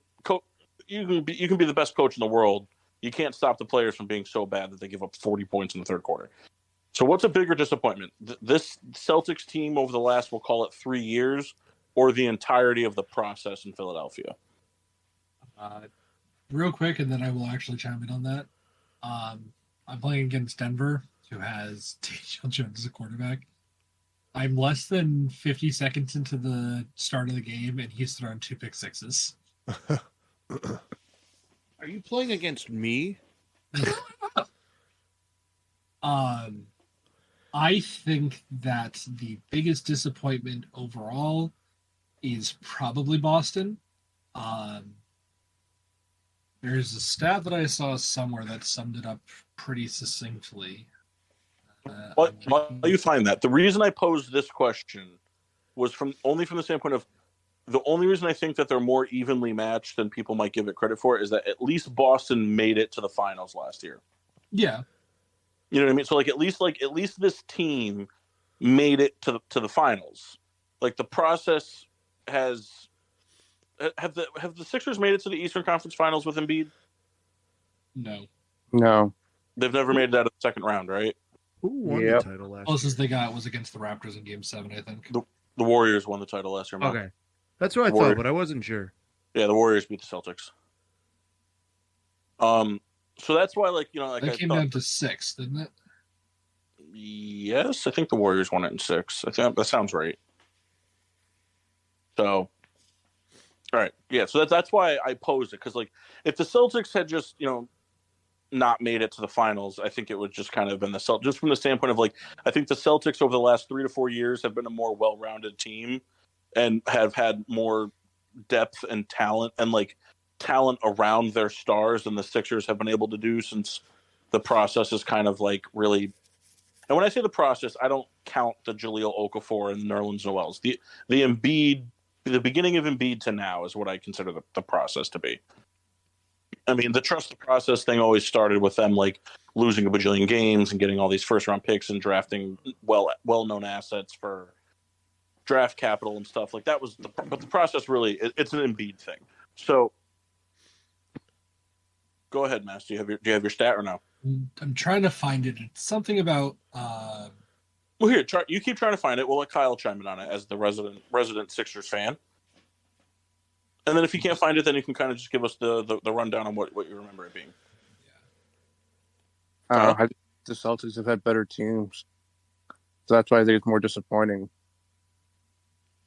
I mean, when the Sixers first got into the playoffs, it was the beginning of Ben Simmons and J.J. Redick. But J.J. Redick doesn't play defense. It's just been a big disappointment because they've tried to bring in a second star, and it hasn't really worked. James Harden, from the moment they traded for him, I didn't think they were going to win a championship with him. He's just not that type of player. So I understand that, but again, another kind of aspect to it that I thought made it a little bit more interesting was that the Celtics have more talent, but it's more homegrown talent. Mm-hmm. Whereas the Sixers just keep kind of going out and getting the next big hot thing, and it just doesn't work. And it doesn't work. And now you have a situation where you have a great head coach who got fired because of the performance of a former MVP who's not going to stay with the team. You have, the Celtics, while they do have real good talent, they don't have an MVP on their team. The Sixers had 2 this year. And the only reason I think that it's the conversation is worth, despite how good the Celtics teams have been and how much more depth talent-wise, at least they've been able to put two or three Eastern Conference Finals together in the last 4 years and a Finals appearance. Whereas the Sixers, they can't. They have kind of consistently lost to inferior teams. Well, they can never beat the Celtics. I know they can never beat the Celtics. I totally understand it. I totally get it. But the Raptors series was down to 1 shot. He just happened to make it. So I understand that. I see what you're saying, Kyle, but you can't boil it down to 1 shot. No, you know what I'm saying. Right. There's certain teams that the Sixers have always played up to and always played down to. Like the Heat and the Celtics, they can't beat them. No matter how bad they're playing, they will find a way to lose. They just don't match up well with them. But I understand that, but I feel like that can't be a reason why the Celtics are more disappointing. No, I'm just giving facts of why the Sixers suck. Massey, any luck? I think I'm getting closer. I think it's more disappointing because they've gotten there time after time, and they just Time after time. they refuse to like go out and get another, not a star, but another like elite level player. Yeah, I have a thing to add, but I'm gonna go last to listen to everybody's points. Kendall, do you want to chime in at all, or do you feel I like you... do. I'll preface this by saying that I always thought it was kind of weird how like the Brad Stevens thing, like he went like from head coach to GM, and I feel like in kind of like rather quick fashion. And maybe that's just my lack of understanding. I just thought there was like a really good head coach there, and there was something special, and then it's kind of like, hey, let's advance to the next step. Now, with that being said, I feel like the 76ers are the more disappointing. And Paul, I know you said that we can't include the like Nerlens Noel stuff, but I feel like we have to, because I think there's a lot of stock that went into like, hey, losing these games, and the acquisition of personnel for draft picks and this and that, and like it was such a culminating thing for the 76ers. They like trust the process. Like originally it was like, oh, this is gonna be like a 3-year thing, and then you watch it kind of get expanded. Then Embiid gets drafted, then Ben Simmons gets drafted, and you have this squad, and then you watch all these players that were going to be such important pieces of the team kind of they get unhappy and they get traded away, and then you bring in different pieces, and it just the team never really goes anywhere. And then like now we're looking at, like you said, the MVP probably not playing there. It's like that to me, that's the disappointment, because and I say it just from the hype standpoint.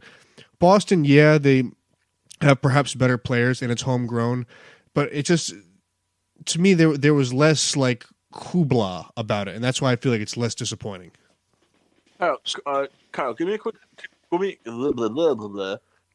rundown on the first picks. Who was first? Was it Noel first? Noel was first. Then Okafor. Yeah. Then Fultz. Then Simmons. Then Fultz. Simmons. Then Fultz. Then Embiid. Yeah. Okay.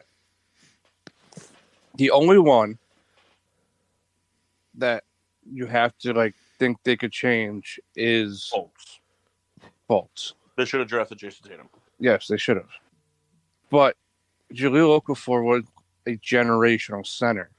His game just doesn't translate into the NBA today. No, I agree with you. I think the only one that they truly, really botched. I mean, yet hindsight and armchair and quarterback and all this stuff, but like the Nerlens Noel thing, there was a lot of hype. Jahlil Okafor, the hype was very real about him. The Markelle Fultz one was a little bit of a head. Ben Simmons made total sense, and Joel Embiid made total sense. It was just it did not it's just it's a it's weird. It's just and Kendall, I agree with you from the standpoint, because I do think you need to kind of include the pre-Joel Embiid part of the process, just from the standpoint of, because Kyle, I think you would agree with this. If Nerlens Noel or Jahlil Okafor, one of them, not even both, but just one of them, if one of them had turned out to be what the Sixers thought they would have been, Joel Embiid would have never been a Sixer. Correct. And they also drafted Embiid knowing he wasn't playing his first year. Wasn't Noel Embiid and Simmons were all drafted knowing they weren't playing the first year, right? Not Simmons. Simmons got hurt at the Vegas Summer League. Yeah. Yeah. But Noel, he tore his ACL like in the NCAA tournament. Yeah, and then Embiid got hurt too. Yeah, his foot. I think he missed his first 2 years. Yeah, because I remember the whole joke about being Rookie of the Year thing with him. That was Simmons. Yeah. That was Simmons. 2-time Rookie of the Year. You want to chime in at all or no? You don't have to. I know basketball. I look at it. I mean, to make the comparison, they're pretty much like the NBA's fucking Buffalo Bills. Like they have flashy guys that are good, but they just can't get it done. Which team, the Celtics or the Sixers? I mean, really both, but I'd say more the Celtics. Like every year, like the Celtics are hyped going into every season, and similar to the Buffalo Bills, just fizzle when it matters. Okay, that's fair. That's fair. Massey, what's your M looking like? I wasn't able to find it, but the gist of it that I found was the Celtics have been upset favorites 7 times this season, I think. And that's the most I think it was like the most since like 2001 or something like that. Um, which I know we talked about, like they're missing the Brad Stevens aspect of it. I mean, I think Udoka probably would have helped with that aspect too if that whole thing hadn't happened as well. But that team is just the most inconsistent that I can think of that I've seen with that much talent. There are nights that they look like even Prime Run couldn't have beat them. And then there are nights that looks like we could have gone out as a starting five and beat them. It's the most maddening thing in the world to watch. It has to be along the lines of like being a Green Bay fan. You have one of the best quarterbacks in the league, and you guys know you're always in contention. You're always going to get to at least the divisional round or the NFC Championship, and then you're just going to fucking lose. And it never amounts to anything. Yep. To the So- thing, Celtics. Go ahead. All right, in my personal opinion, their team is made around Jason Tatum and Jaylen Brown. They're both inconsistent. More Jaylen Brown than Jason Tatum. Jason Tatum puts up 30 points a night. Yes, in the Sixer game, he went 3-15, but you knew that he was going to be the one that wins that game.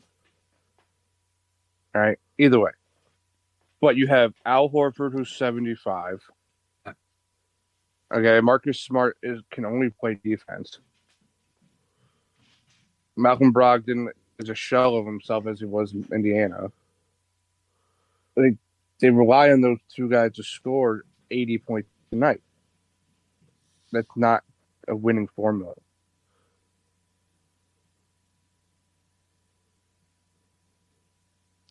All right, so I'll give my quick 2 cents on it, and then we'll move on to a different one.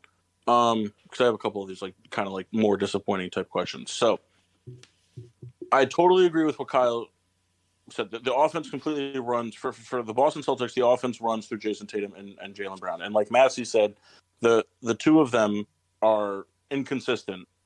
While both very talented and have the ability to put up 100 points, they're just too inconsistent to have an offense run through. And the thought process is that, oh, well, if one of them, we only need one of them to be going off at any moment in time.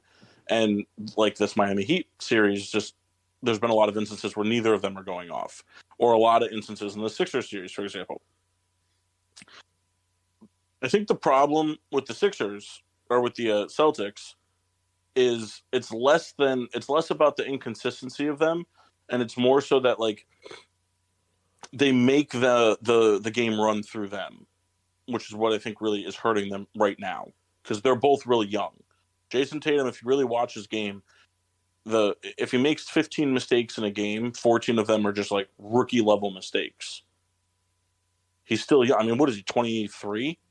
Mm-hmm. I mean, he's wicked young, and he's not matured, and he's going to make mistakes. And the Celtics, even if it is Boston, the Celtics are a big, deep organization. And it whether it's New York or whatever, the Boston media for basketball is huge. The Sixers, my big problem with them is that it seems like from both the organizational standpoint and from the fan base standpoint, it's kind of like we're just happy to get to the next step. Like this process idea has become more of a trust the process, whether it takes 2 years or 50 years. We're gonna like to me, I feel like the amount of fans that are disappointed in the Sixers not making the Eastern Conference Finals this year is less than the amount of fans that are just going to be like, "Oh, good for them! They made it to the Eastern Conference Finals. They took the next step. Had they made it." Like, there's no pressure on them and to do anything. It feels like there never is on the Sixers, and it doesn't make any sense to me. I think that with the Sixers, the problem is that they keep shooting themselves in the foot trying to go after this elite all-star, whether it's James Harden, Jimmy Butler, Tobias Harris, whatever. And, you know, they got lucky with the Tyrese Maxey thing. You know, he's been playing very well for them. He's been good.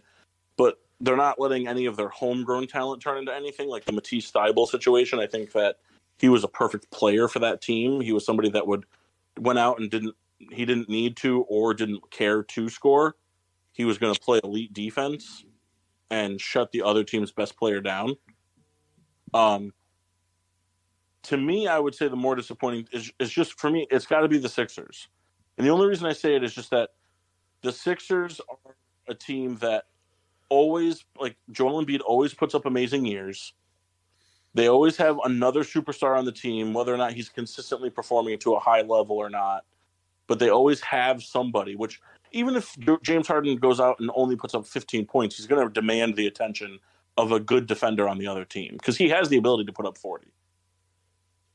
And then they have all these other pieces around him. The reason is the Sixers are just, they're never the top team in the East. They're never in contention for top team in the East. And I can't, like, to me, the fact that they haven't made an Eastern Conference Finals with Joel Embiid, who I think a lot of people would regard as the best big man in the NBA and a top 5 player in the NBA, is just baffling to me. But that's my 2 cents. If anybody Kyle, if you want to rebuttal, you can, but no pressure. They do have Embiid and Harden, and like Max is good, but like the bench is just so weak. But even still, like I don't think that is a reason why there can be an argument for like why they're not more disappointing. Like, I'm not saying. I'm just saying. Like, I didn't like that. Like, I didn't like the makeup of this team. Like, I'm just saying, like, but that's been the problem for the Sixers since Embiid's become a star. That it's 2 or 3 starters that are impactful, and then the rest of the team is just below average role players. Because the PJ Tucker signing, I thought was terrible. But he was huge in the Celtics series. He was, but like the guy puts up 0 points 42 games out of the 81. I get it. No, I get it. It was like the Michael Scott thing. Like when Michael Scott was there, it was like that guy should have been in jail. Yeah, but it was like one of those things where it's like probably would have been, you know, or had like 7 or 8 games a year where he was the reason they won, but then also had 60 games where, you know, if he hadn't shown up, nobody would have noticed. So, all right, the next one, it's going to be baseball related. So, Massey, I'll give you the shoes of Mike Mock on this one. Feel free to chime in if you'd like. Which I think you will, because there's going to be a Yankees aspect to it. I tried to incorporate kind of like a team or so of each of ours into it, so that would be some more conversation based to it. What's more disappointing from a baseball standpoint? The individual season from the 2000, I believe it was 2001 Seattle Mariners. Was it 2001, Kyle? When they won like 100 plus games. When they won the most games in MLB history, right? I think it was like 1999, 2000. It was around that era. But they won that was the year they won 116 games or something. Yeah. That's the MLB record, right? Yep. Yeah.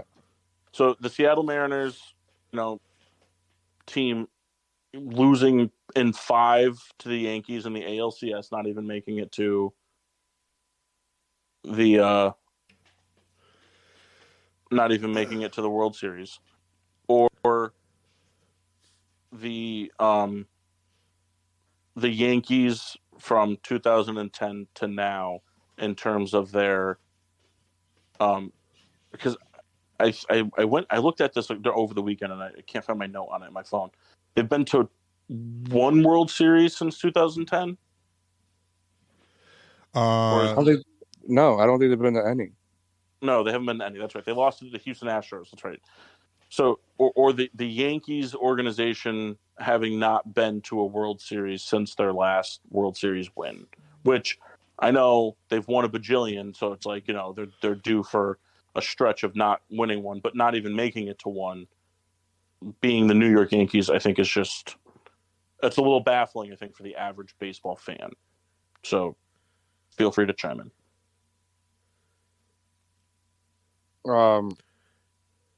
I think it's the Mariners. Actually, no, I don't. Because that Mariner team had only offense. They didn't really have great pitching. The Yankees have lived off the money for ever and ever. And now, lately, they've just been paying guys that they shouldn't be paying. Like Aaron Hicks, who's making, what is it, $40 million by not even playing for the Yankees for the next 2 years. They're paying the wrong people.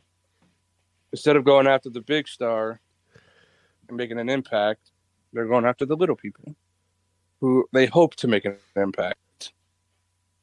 That's just my take on it.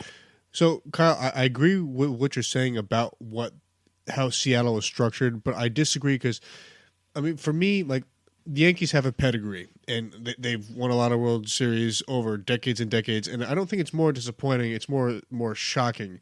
I think Seattle is more disappointing because, think about it, like, all the buildup, it's a team that it's I want to say it is a 60s era team when they came into existence. I don't think it's 50s. I think it's a 60s era team, and kind of they've had like moderate success, and then that year I think it was 1999 into 2000 to win 116 games, and then to lose like you lose in the World Series, fine. At least you made it. At least you were the best in your conference, but to not make it at all, I mean, to me, that's like the biggest disappointment. Yeah, but that means the better team. But I just mean like the Yankees. Dude, that Yankee team was stacked. Okay, in a 7-game series, you're facing Roger Clemens, Andy Pettitte, El Duque. Right, but I'm not saying that Yankees team was a bum. That's not what I'm. But what I'm saying like, it's not like they went out and lost to like to today's Athletics in the playoffs. Right, but it's still disappointing. I think it's way more disappointing than not being in the World Series for 10 plus years. It's just something that you've grown to expect. From yeah, but like you think of the pedigree, like the Yankees, like. They should be in it. People believe that they should be in it at least once every 3 years. Right. I mean, yes, but I think that's more of a surprise than a disappointment. I mean, it's a disappointment because of the way that the front office is handling it and keeping that bum of a manager around. And I don't disagree with the points you're making, but what I feel though is like when you think about it, we see it every so often. There are these teams that they're the Cinderella story. You get excited about it, even if you're not a fan, and you put stock in it, and then they do something special, and then they don't get that happy ever after moment. That, I mean, it just, as a sports fan, it's gut wrenching. It kills you, and I just feel like that's the real disappointing factor. They're not a Cinderella team. But I think it is. I mean, they were not a Cinderella team. But yes, Kyle, they were. Because think about it. Overall, Seattle, like that franchise, is pretty much it's snake bitten. It's the the Detroit Lions, the Cleveland Browns of baseball. From the mid 2000s on. Were they a good team the year before? Yes. They're not a Cinderella story, Kendall. No, but they are though. Because think about it. They're not. They were not a Cinderella no. Listen, baseball is not like that. Baseball is not 1 year and 1 year. Football is that way. Football is 1 year and 1 year.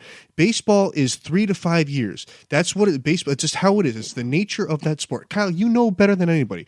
Baseball, because of the way players come up and rosters form. Granted that players stay healthy. Teams have these brackets of 3 to 5 years of relevancy. We're seeing it right now. The Astros are kind of perhaps on the tail end of their, series of relevancy. Say that, but they're on like a 9-game win. Well, streak. listen, the Astros they're playing very well, but when you put it down and you lay it against all these teams in MLB history, that's what they are. There's the Kendall. I think the problem is. I think you're using Cinderella story incorrectly. I think you're looking for something different. Because Cinderella story is a team that comes out of nowhere. Right.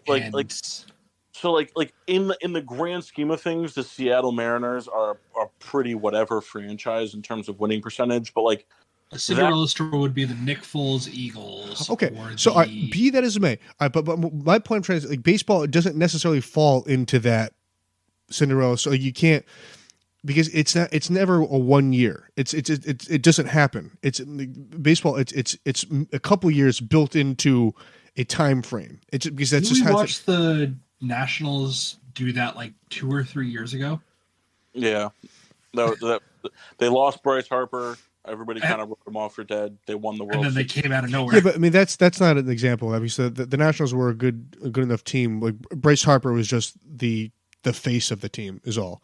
We've seen teams win without their quote star before. So, fun fact. I feel like I it's just not really presented relevant good to anything. examples and just brushed aside. In 2002 and 2003, the Mariners finished 93 and 69 and missed the playoffs. Just a fun fact. That's ridiculous. Yeah, 93 wins, especially in the early 2000s, is a big deal. Who the 2002? Sorry, I'm just Cleveland was good. The Yankees, the Red Sox. Yankee. Oh, okay. Red Sox. Yankees finished 103 and 58. Red Sox finished 93 and 69. Probably just at the tiebreaker. Well, that was the whole thing. Like the Red Sox and the Yankees from like 2000 to like 2009, it was 1A, 1B. Like it was really just they only fought to see who was winning the division. The other team was pretty much guaranteed the wild card. I lied. Red Sox didn't make it either. The Athletics had a 103-59 record, and the Angels had a 99-63 record. No. Mark, do you care to weigh in at all? I just realized my mic's been muted. Mark, tell us what you think a Cinderella story is. It was a movie with Hilary Duff. I've seen it a few times. It's pretty good. Was Hilary Duff in a Cinderella story? Yeah, it was her and Chad Michael Murray. Oh, not the Cinderella story I'm thinking of. No, you're thinking of the one with the tentacles. Oh man, Very funny. It was bad that year. You remember that one, Mass? It was the one where the guy has the tentacles. They come out of his arms, and then they grab the poop and throw it in the toilet. They generally don't come out of a dude. I was not greenlit to play in that. All right, so far, I just want to go over some stats for you guys real quick, just before Mock weighs in. Okay. In this game, Daniel Jones has thrown 0 touchdowns, 4 interceptions, and fumbled the ball once. No. 5 turnovers. And the Phillies were the only team to not play 162 games in 2002. Why? They played 161. Why? Probably like a rain delay in the last series that they couldn't make up, and it didn't playoff difference. They probably made shit. That could have been the deciding factor of a 500 season, though.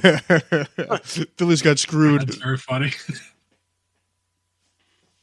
Mock, do you care to weigh in at all?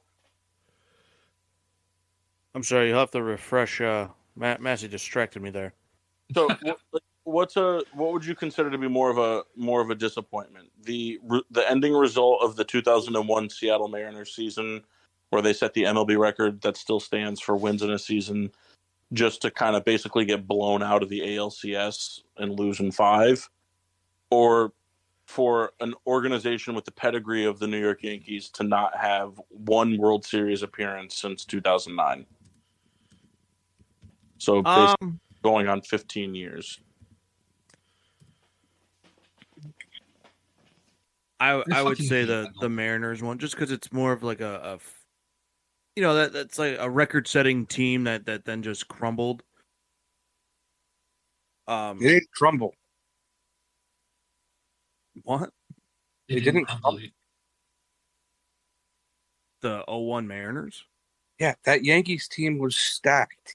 But again, you're talking about a team that won, set the record for the most win, and then but they're crumbled in the But they played they probably played one of the best rotations of all time.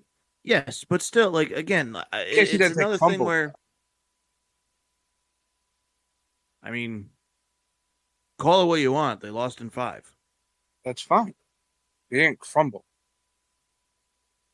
I gotta But look at this. the other side of it, like it is, as a Yankees fan, a bummer they haven't won a World Series. But Well, they haven't been to a World Series. I know won or been to it, but I mean like, they had, because I'm trying to think about, like, I think they missed the playoffs once in that span. I think it was one time they missed. I think that's But, the year that Girardi got fired, isn't it? I would assume. I'm not totally sure offhand. I want to say it was like 2016, 15, 16, somewhere around there. But I mean, there's only 2 teams that go to the World Series every year. Breaking news, it's true. But that's what I mean. Like, there's only 2 teams that can go. And at least twice, could be 3. Like, they came within an inning of going. So I mean, they've always kind of been sniffing around and just haven't gotten over the hump. So they've You missed. got to fire Boone. They've missed the playoffs 3 times since 2009, and they've lost in the ALCS 5 times, and they lost in the divisional round 3 times, and then they lost in the wild card round once.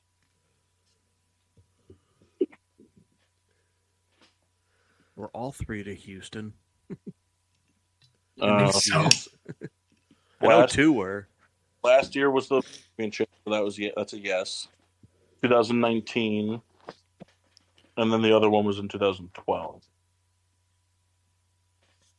No, sorry, 2017. Then they lost in 2012. I thought it was 17.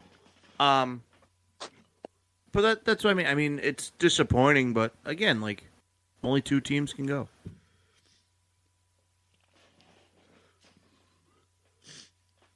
I get it. Only 2 teams can go, but it's weird. It feels like the Yankees are just like when you before the season starts, you always just go, okay, so it's going to be the Yankees versus who?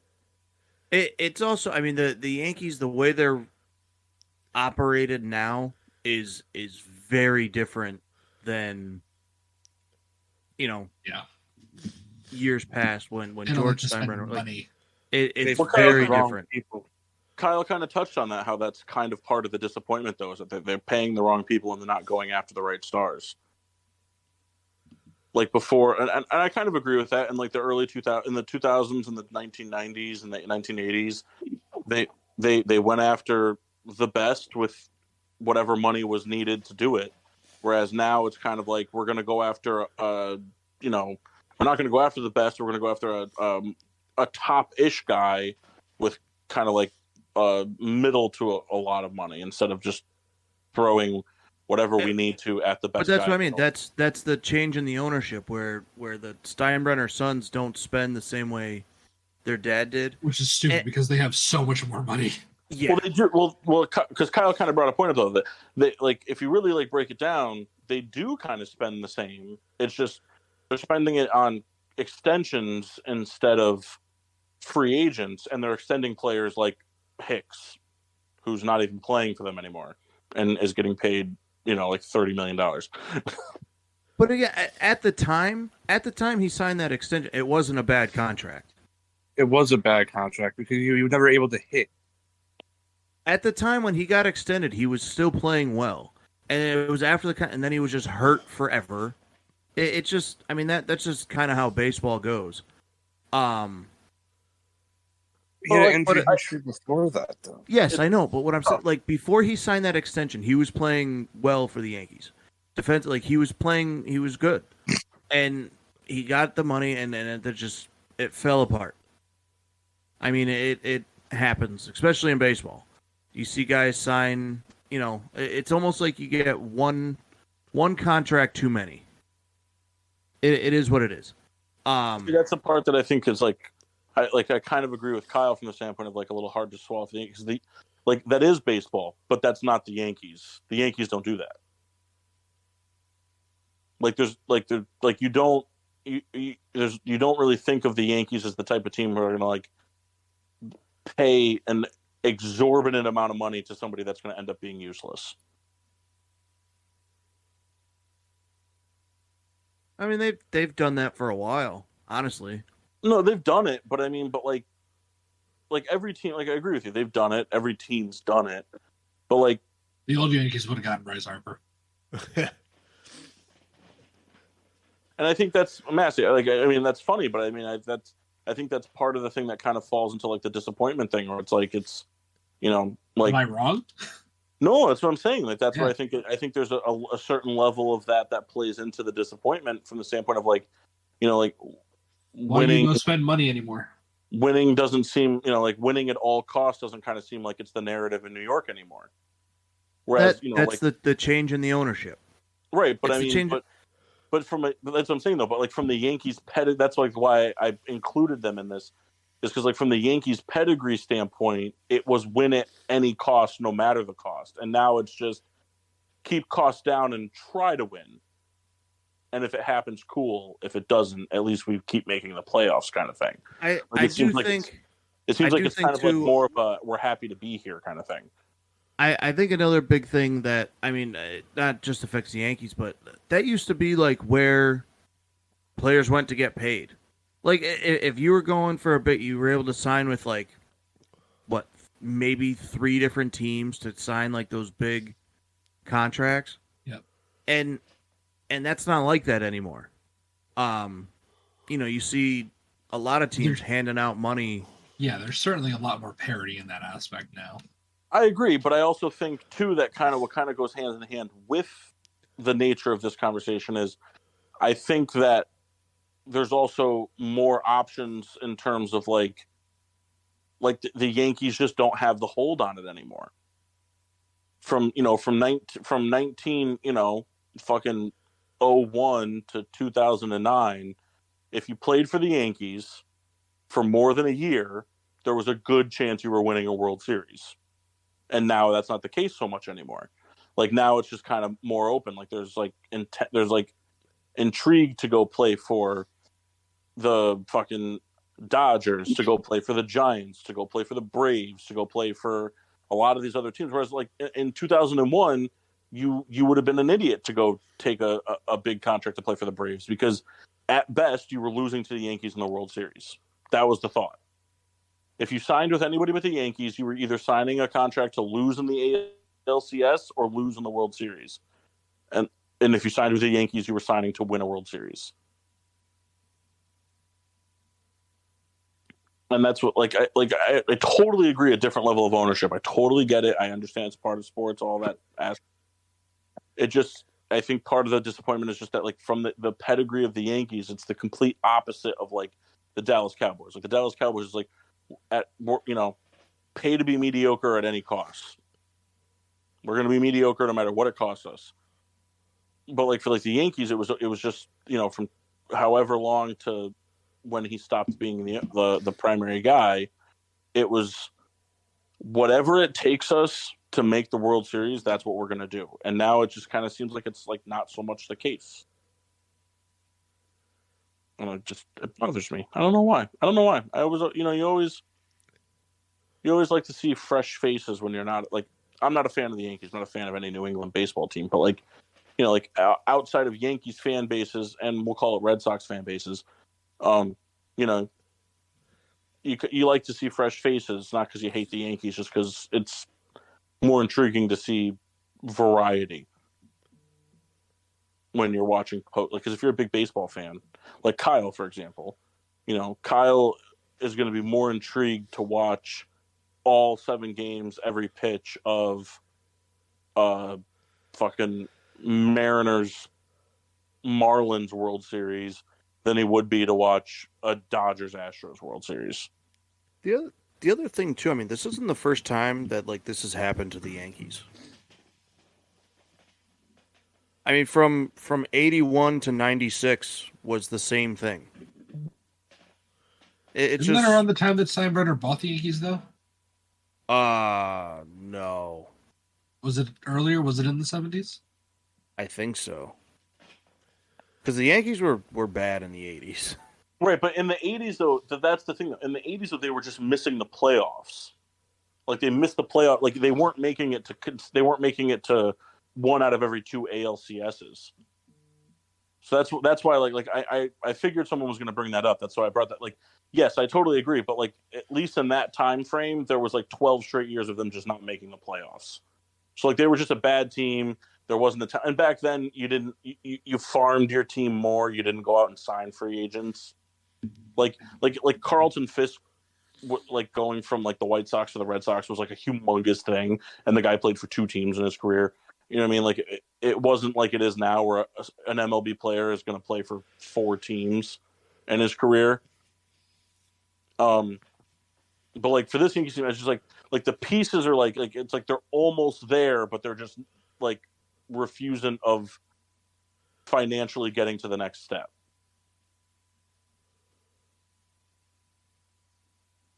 Like Massey made the joke, like the Bryce Harper thing, like. I mean, I 2005, personally viewed it as a joke. 2005 New York Yankees would have said, "Oh, I don't care if you want to play here. I'm going to offer you money that you can't refuse." Right. Because we're going to go to 7 of the next 10 World Series. Win or lose them, we're going to them. No, that's a fair point. And I think that's what kind of makes me feel like slightly more disappointed in the Yankees, is just that like there is this pedigree, and like because of the MLB's casual rules and spending and how it's basically a joke, you can spend however much you want and it doesn't mean anything. Also, in sports, I feel like it's very often that you see the best team in the league doesn't ever usually make it super far into the playoffs. I mean, occasionally you get those ones that win everything, but I feel like it's a lot more common to see the team. Well, really, I mean, well, the thing, look, if you look at it since like the 2000s, if you look at it since 2000, generally the best team every year doesn't win. Right. They usually burn out in the early in the playoffs. Or they make it all the way and they don't have it. I mean, 17-0 Patriots. Yeah, you can look across every sport. Look at the Bruins this year. Well, basically look at like all but 2 of the President Cup winners since 2000. I think the last President Cup winner to win the Stanley Cup was the Blackhawks, and that was in the shortened lockout season. Didn't the Ovechkin do it? They weren't the President's Cup winner. They weren't. No, they came in like the 4th seed or something, I thought. Hold on. But like, look at the 79 Warriors. No, the 2012-2013 Chicago Blackhawks won the Stanley Cup. All the years the Capitals were the President's Cup trophy, they lost in the second round. Yeah, the year that they won. The last one was the Blackhawks in 2012-2013 when they beat the Bruins. They finished in first in their division, but they didn't have the best record in the league. I believe the year that they won it, that was the year that the Nashville Predators were the best team. What year did they win it? 17-18? Predators won 53 games that year. Yeah. Nope. Yeah. Tampa Bay was the better team. They won 53. They won it 19. Yeah. So, yeah. All right. Okay, I'll kind of wrap the up. I have more of them, so we can touch back on this another time for just some debate. We spent a lot of time talking about Kendall's anus, so. No better way I'd rather spend my Monday night. Me too. Talking about someone's dirty third eye. You know the problem too is that Kendall doesn't even do a good job cleaning it in the shower. He doesn't. Oh, I disagree. I don't. You can't even see straight. I do a fine job. You got to make it worth it. If you're going through all the trouble, you better make it worth it. Yeah, sounds to me like you're just using the shower as an excuse to throw a finger in your bum. No finger, just the pressure that water provides. So You ever had a dick dinger? That's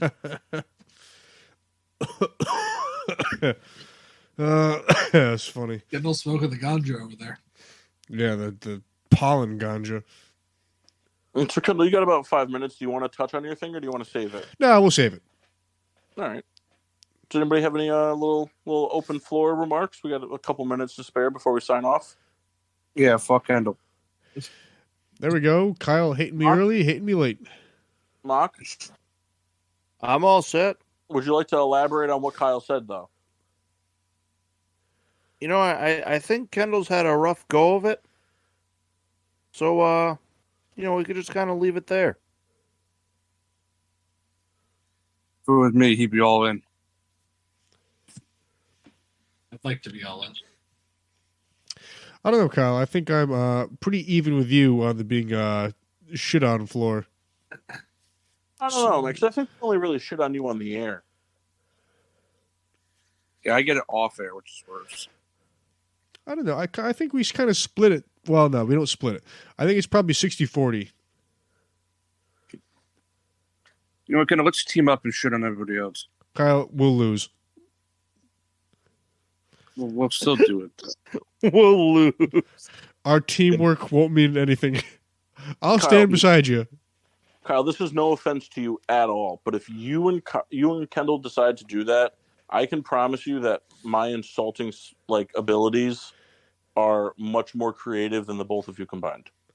I don't care. I'd just sit back and watch. I think that you will, though. Yeah. A lot of friendships that will end that day. Maybe that's the trick. Maybe we all just stop being friends. What are we trying to do the trick for? I think we all just stop being friends. Oh, okay. Good night, guys. Friends wouldn't say good night to We'll each pick other. it up in a month. Well, hand in those membership cards that Massey was talking about earlier in the show, and then that'll be it. Kendall, I'm not your friend anymore. Oh, I'm sorry. And Mock, I can't go disc golfing with you. Well, that sucks.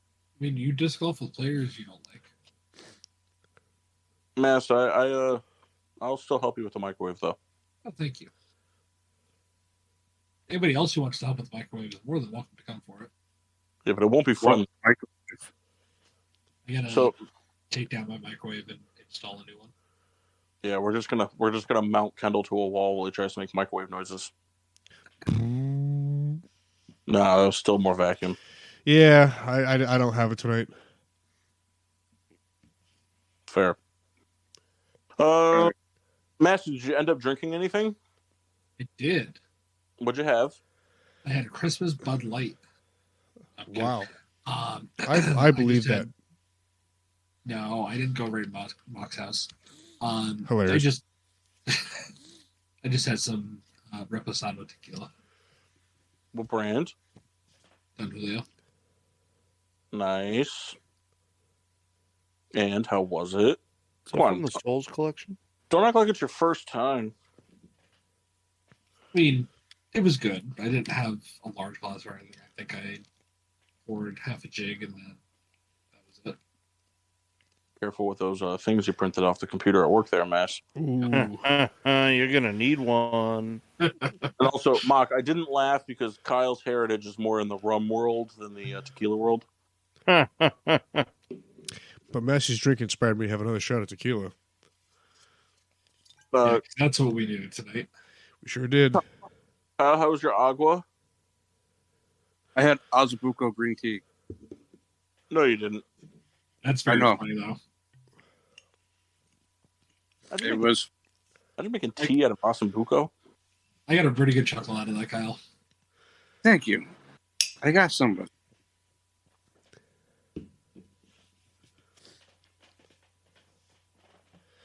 Hey, Kyle, you know who really sucks? Dennis Schroeder. Yeah. You guys remember his all-time bag fumble? He's the worst. Here's the thing. Whoever goes to the Lakers, I just hate them for life. I don't hate him for life. And What if they're drafted by the Lakers?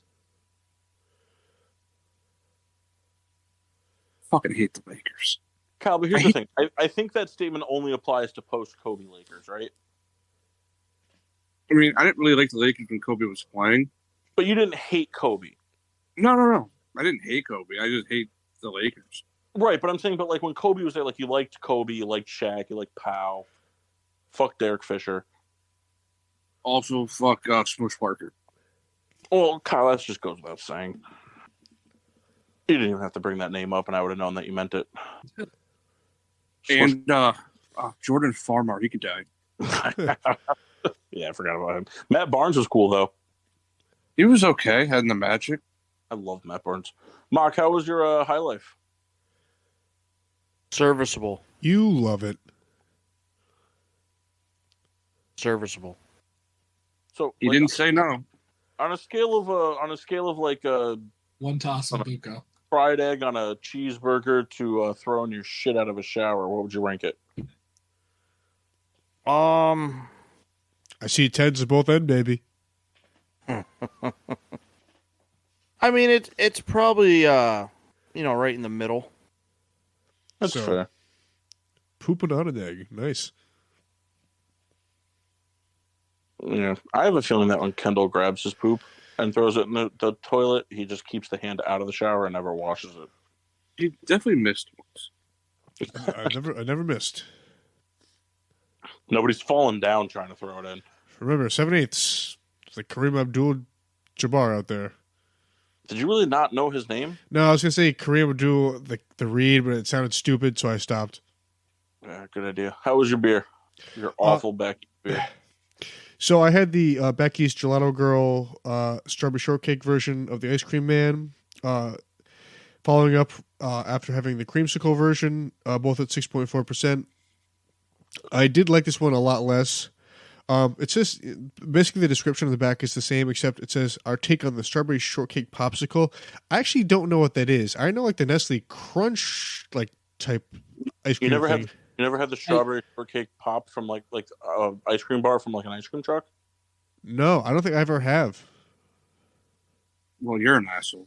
No, really. I mean, I can't think of a time. I don't even like strawberry things, and I've had that. I mean, I can't even picture it like on the side of the truck. I don't know why. Thinking like white crumbles. It's got to be. I would have to say that it's probably like the fourth most purchased thing from an ice cream truck. Yeah. I would Is it Like all time. Is it like look like the toasted almond one?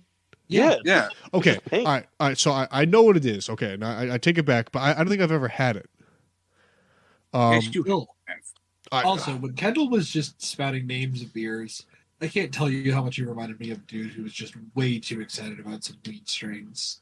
That's funny. However, I hate cream. after having this, I liked it a lot less. It was okay. It's the type of thing I'd probably only have one of. I'd be curious to have it via draft to kind of see the comparison, but I'll give it 3.1 out of 5. Would probably not get again. It seems very rich, and there's just like all the aspects I enjoy the Ice Cream Man were not really in this. At least like with the creamsicle one, I could kind of tie in that type of thing they were going for originally. This I just didn't get that with. So, but it's creative and was worth the try.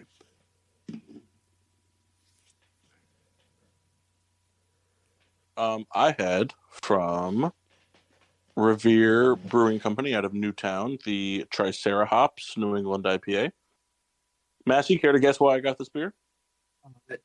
I'm going to guess it's because it was out of Newtown. See, Massey gets it. I support local businesses. Kendall was like, "Oh, it's because it's a dinosaur." 6.3% alcohol, comes in a 16-ounce can.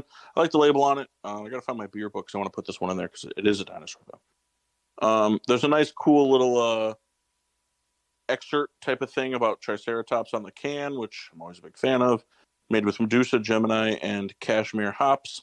I like the label a lot. It's basically it's like a cartoon Triceratops. Instead of the 3 horns, though, there's hop plants coming out of its head. In terms of taste,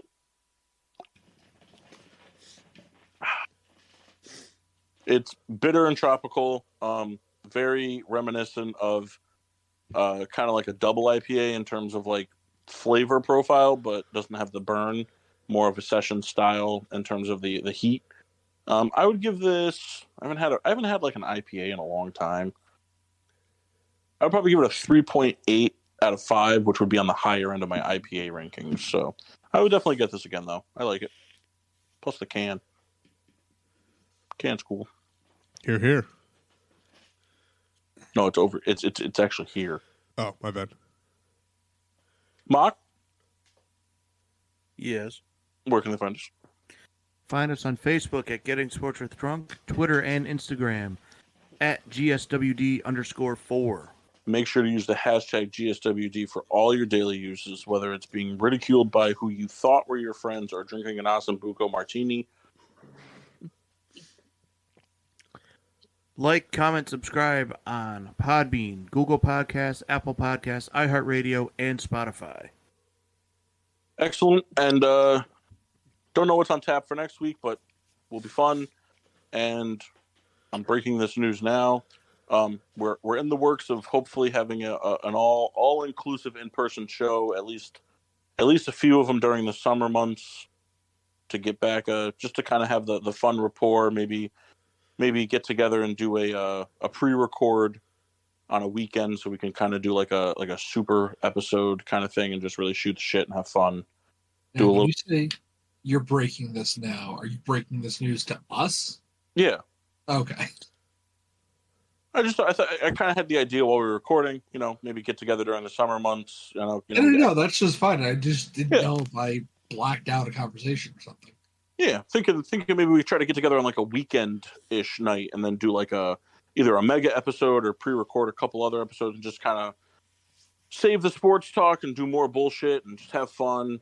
And I got a couple things in the works I'd like to do. I've created and crafted cocktails themed off of each of you. Ooh, that's not going to be good. I also would really like to get together and do the Chris Massey New Kids on the Block cocktail contest again. Oh man! I tell you what, I'll bring the outfit. Massey, you're already going to be wearing the outfit. Yeah, probably. First time was a great time. Second time. Who knows? Maybe a show where Kyle sings for 2 hours. I've listened to it. So, good stuff coming this summer. I don't know what's next week, but it'll be fun. Until then, though, I'm your hostess, Cupcake the Riddler. I'm Mark. We're waveable safe. Yeah. That threw me off. Souls. The Master Chris Massey. And the Rat of a Red Baron. Oh. Shit's in the tub.